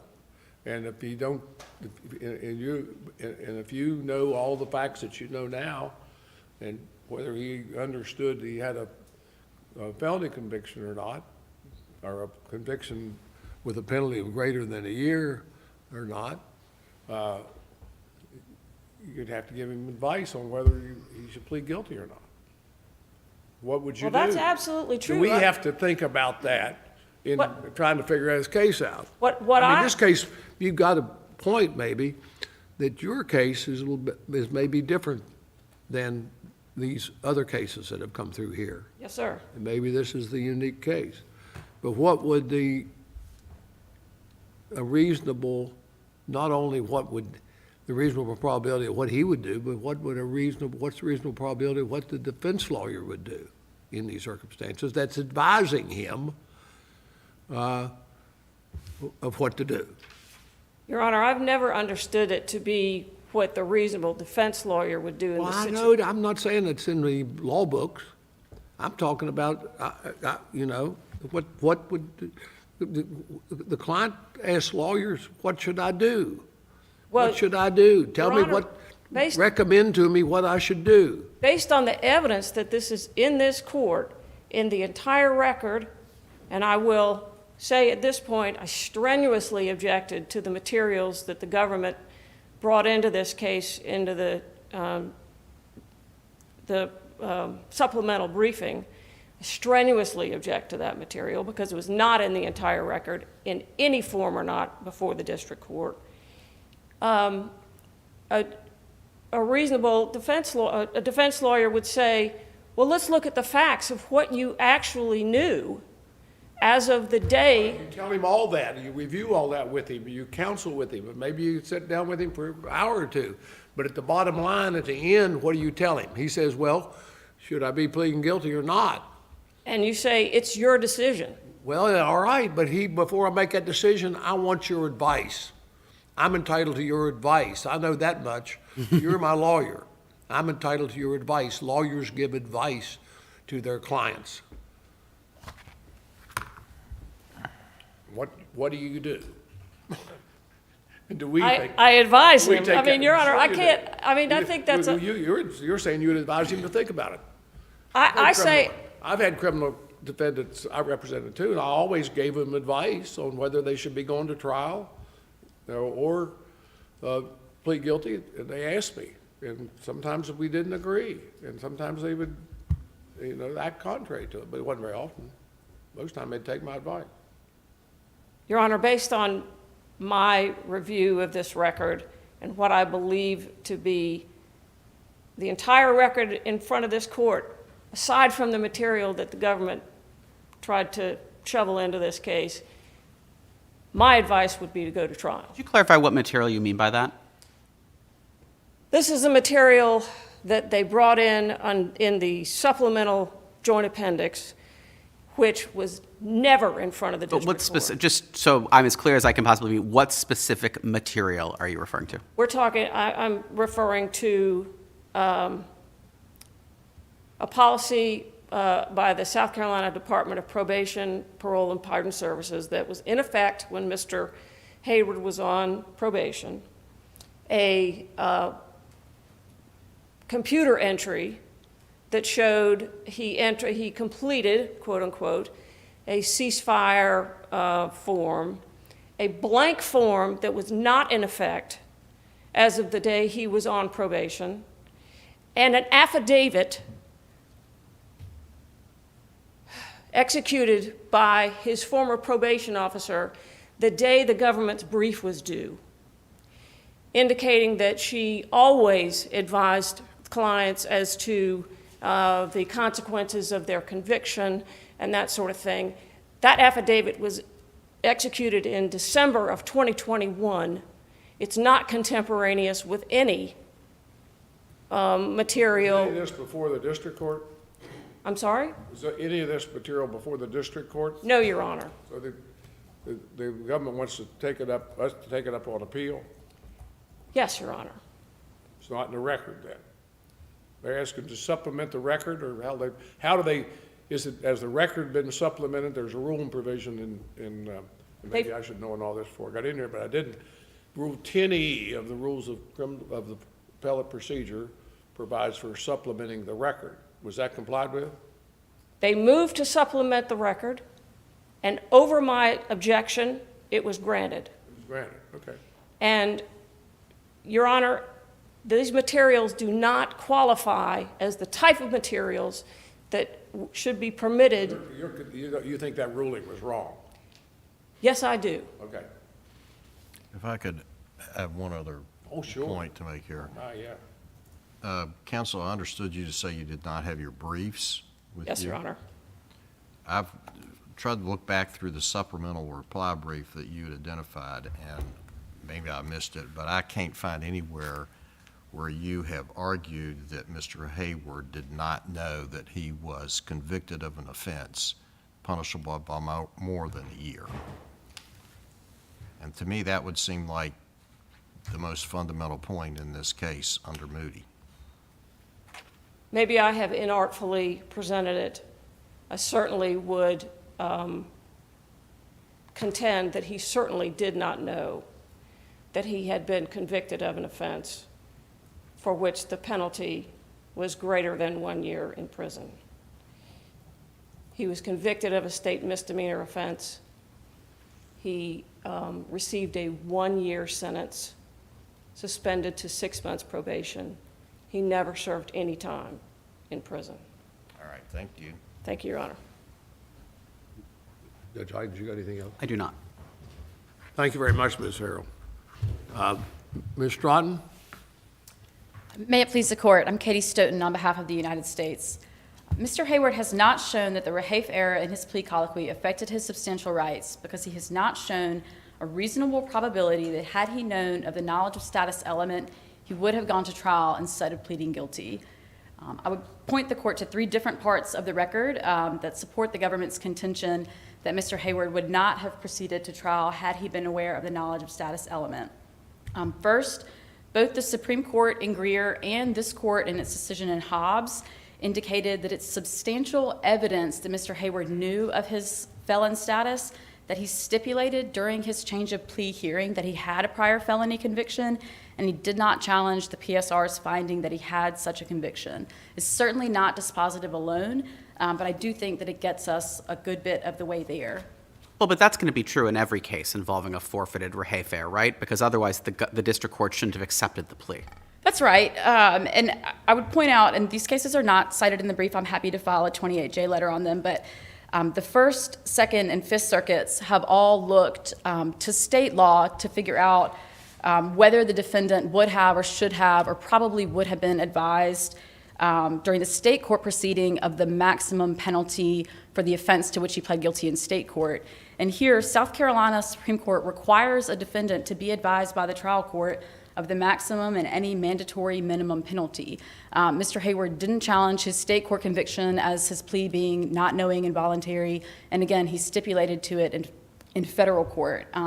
So under these decisions, Burghardt, Bryant, and Huntsbury, which again, I'm happy to file. But again, I mean, this, and you've acknowledged that it's not dispositive, but I mean, the Supreme Court in Greer expressly contemplates that some number of people who pleaded guilty in violation of Rahafe could get relief on a forfeited error. So it can't be controlling, right? Absolutely. Okay, so what are the other 2? Okay, so second, I would point to what Judge Agee was quoting from earlier, which is Mr. Hayward's testimony during the Duncan hearing when he was asked whether he had been convicted of a crime that carries over a year. He started with, I guess so, but he continued and said, "It says on my gun act, I pleaded to a misdemeanor and I cannot possess ammunition, but it didn't say I can't own a firearm."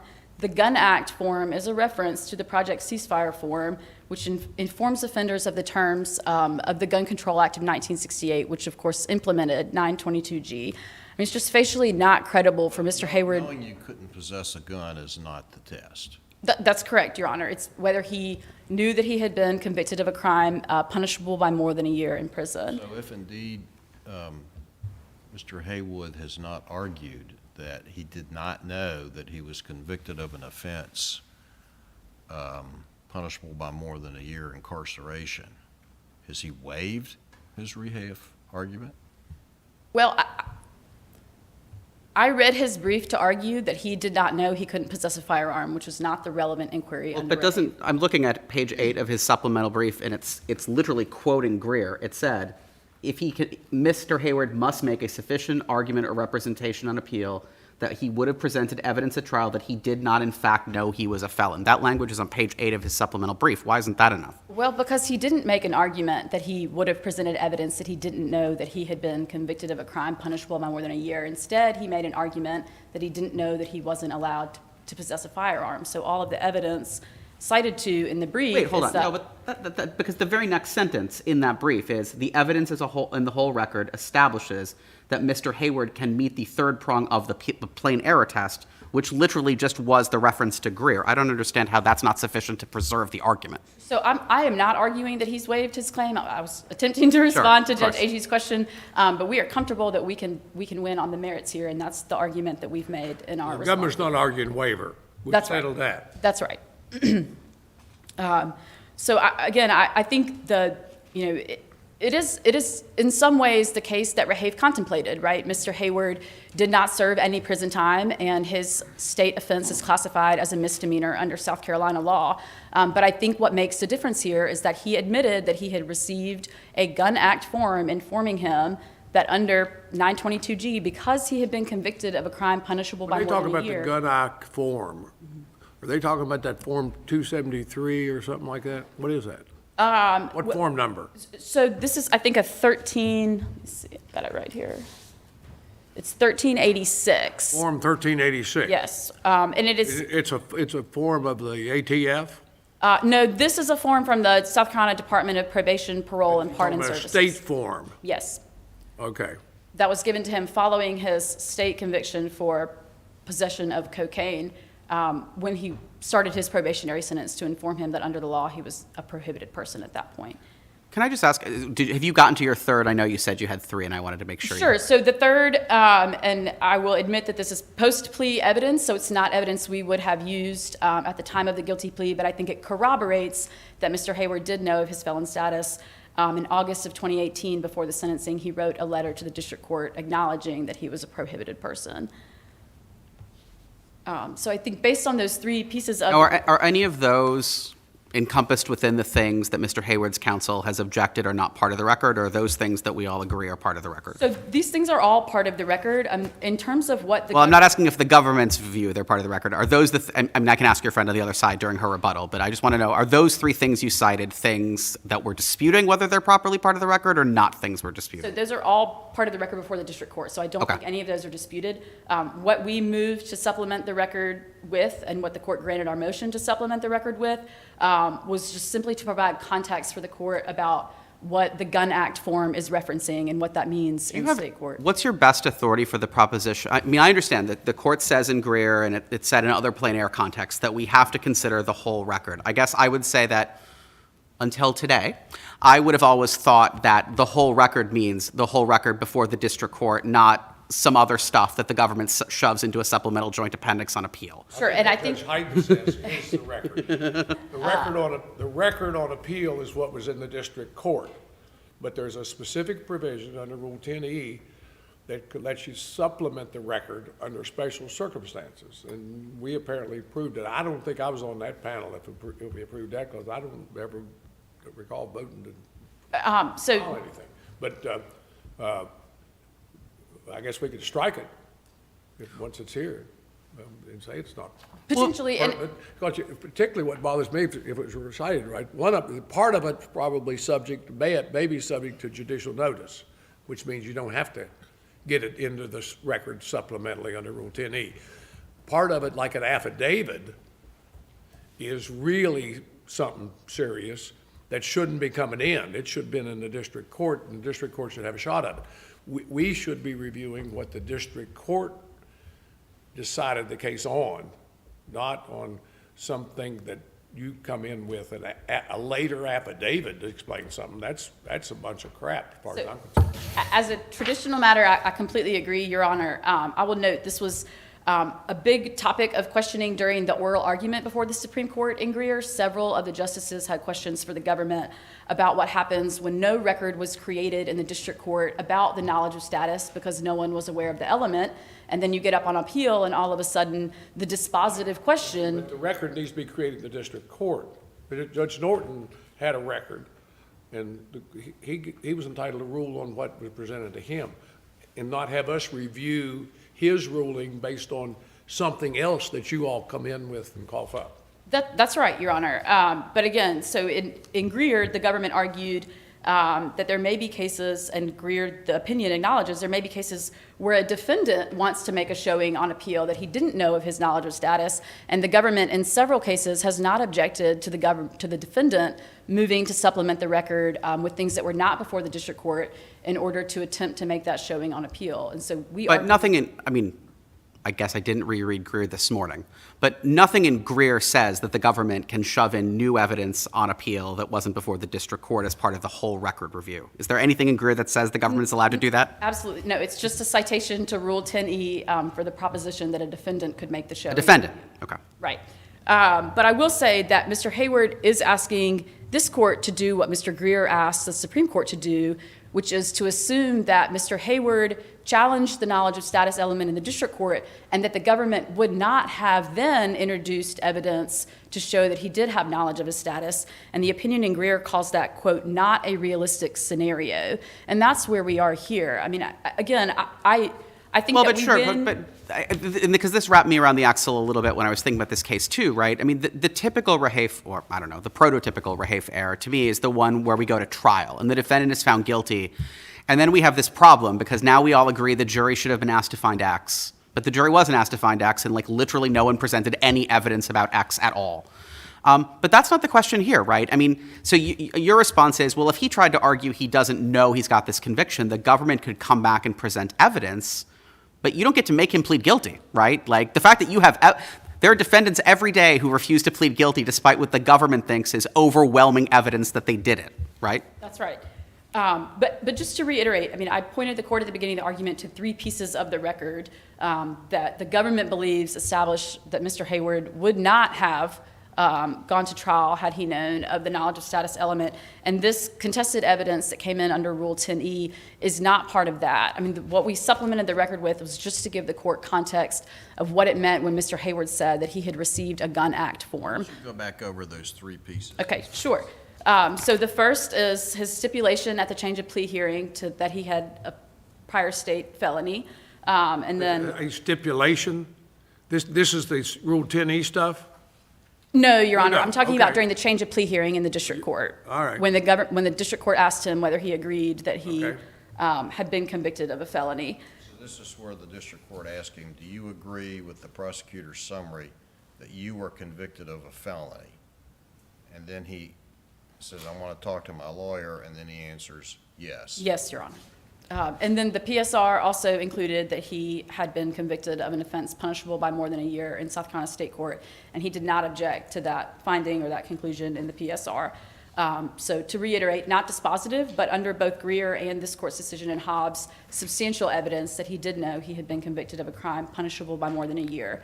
And then second would be Mr. Hayward's testimony during the Duncan hearing about having the Gun Act form. And then third, the post-plea letter, which I think corroborates the fact that he knew that he was a prohibited person. If the court has no further questions on the Rahafe error, I would like to briefly address the issue of the second-degree murder cross-reference. Can I ask you just a hypothetical, again, I was a government lawyer for both the federal and state government before. I mean, but I'm struck with the fact that the Supreme Court in Greer to me pretty clearly says some defendants are going to get relief on forfeited Rahafe errors. And this strikes me as I'll say this, it strikes me as the strongest claim I have seen for giving a defendant relief on a forfeited Rahafe error. And so I have the suspicion that the government's real answer is that no defendant is ever going to get relief on a forfeited Rahafe error. Could you give me an example of a defendant the government thinks would be entitled to relief on a forfeited Rahafe error? Sure, and if I could just back up for a second before I get to cases.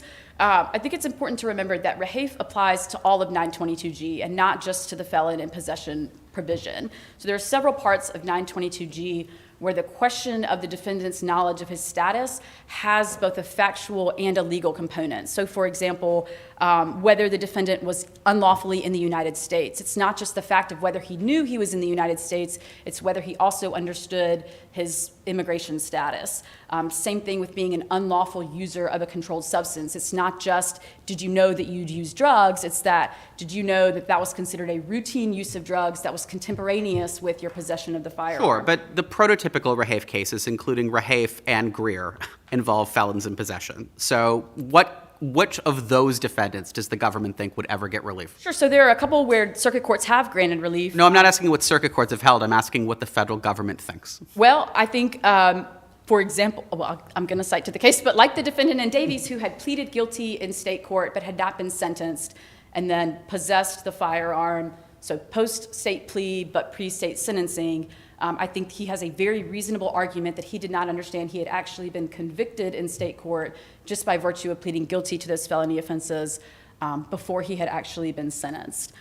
There's another case from the First Circuit where the defendant's only prior felony offense came when he was a juvenile. He had not served any prison time on that. He had a one-year term of imprisonment suspended on the service of probation. He had diagnosed learning disabilities and had dropped out of school after failing the 7th grade twice. So a much stronger case than what Mr. Hayward has here. So I do think there are circumstances. Did the government concede error there? I don't believe the government conceded error. Has in the either of those government ever cases. conceded in the Rahafe error? I am. Your knowledge? Our office has not. I don't know. Yeah, I'll ask that question. Your office has not? We have not. Has any office in the Fourth Circuit ever conceded one? I'm not sure, Your Honor. Has the Department of Justice ever proved of conceding one? Could you concede a Rahafe error without going through the Yes. Attorney General's office? We could, yes. You could? Yes. You could do it in Columbia? Yes, U.S. Attorney in Columbia would have authority to do it? yes, and we have not, but I will also say, almost every one of these comes across my desk, and I can't recall seeing another where the defendant had not served any prison So time. you could get inconsistencies all over the country on how it's handled. That was, they used to try to get the Solicitor General to control that kind of thing, so there'd be more equal justice around the country. Well, I mean, the department has, of course, guidance on how to apply Rahafe, but no, we don't have to get permission from the Solicitor General to concede an error in any appeal. If I could just briefly address the murder cross-reference issue, the district court did not clearly err in applying the second-degree murder cross-reference. It reasonably concluded that both elements of second-degree murder were met. Mr. Hayward engaged in an unlawful killing, and he did so with malice aforethought. The district court found that he shot multiple times at the headlight of a car in the driveway. His behavior was reckless and wanton, and it was a gross deviation from a reasonable standard of care. Mr. Hayward argues on appeal that his fear that he was being robbed negated that malice, but the district court found that his story about being robbed just simply was not credible. That was not clear error on the record before the court. If the court doesn't have any questions on the second-degree murder cross-reference issue, I'm happy to rest You on my briefed briefs. it. Yes, Your Honor. Yes, ma'am. All right, thank you. Thank you. Ms. Harrell? Ms. Harrell, I suspect you're going to jump back to the Rahafe, but just given the way we ended the previous argument, are you still maintaining the cross-reference argument? I know we didn't talk about it during your initial argument, so I just want to get an answer. I would simply rest on the briefing on that, Your Honor. But you're not withdrawing it? No, sir. Okay, thank you. The four pieces of evidence that the government points to as establishing that Mr. Hayward cannot show a reasonable probability of a different outcome in this matter. The statement by Mr. Hayward at his guilty plea hearing in front of the district court says nothing about what he knew on the day he possessed the firearm in 2014. The information in the pre-sentence report is the same. It says, a review of Mr. Hayward's criminal background indicates he has a felony conviction. It does not say, and oh, by the way, he knew he had a felony conviction. The Duncan hearing testimony, again, I believe the equivocation is sufficient enough to establish that he did not know that he was a felon. And his letter to the district court, again, is simply a recitation. He didn't need the Duncan hearing to say, I knew I was a felon, even though he said that in the district court. The language was specifically what's referred to in Moody. Does it carry over a year? So federally, you're not allowed to possess a gun. And he said, I guess so. He didn't say no. That's correct. But he did say, "I guess so," which Well, to, wouldn't that be covered by your response to the first and second, though, as well, to say, I guess so, I guess I know that today? Correct. Maybe I guess I know that today, but I didn't know that. I guess I know. And again, the letter to the district court after his conviction and before sentencing is simply a recitation of the historical facts that he had come to know. He had been told by the U.S. attorney at the guilty plea, and oh, by the way, Your Honor, he has a felony conviction. He had been, the district court had asked him to acknowledge it. It was in his pre-sentence report.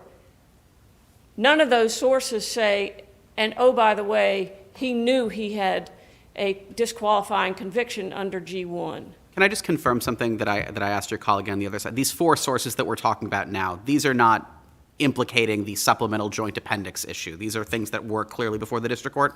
That's correct. The only thing that potentially implicates the materials that are in the supplemental joint appendix is when they talk in the Duncan hearing about him having a gun act form.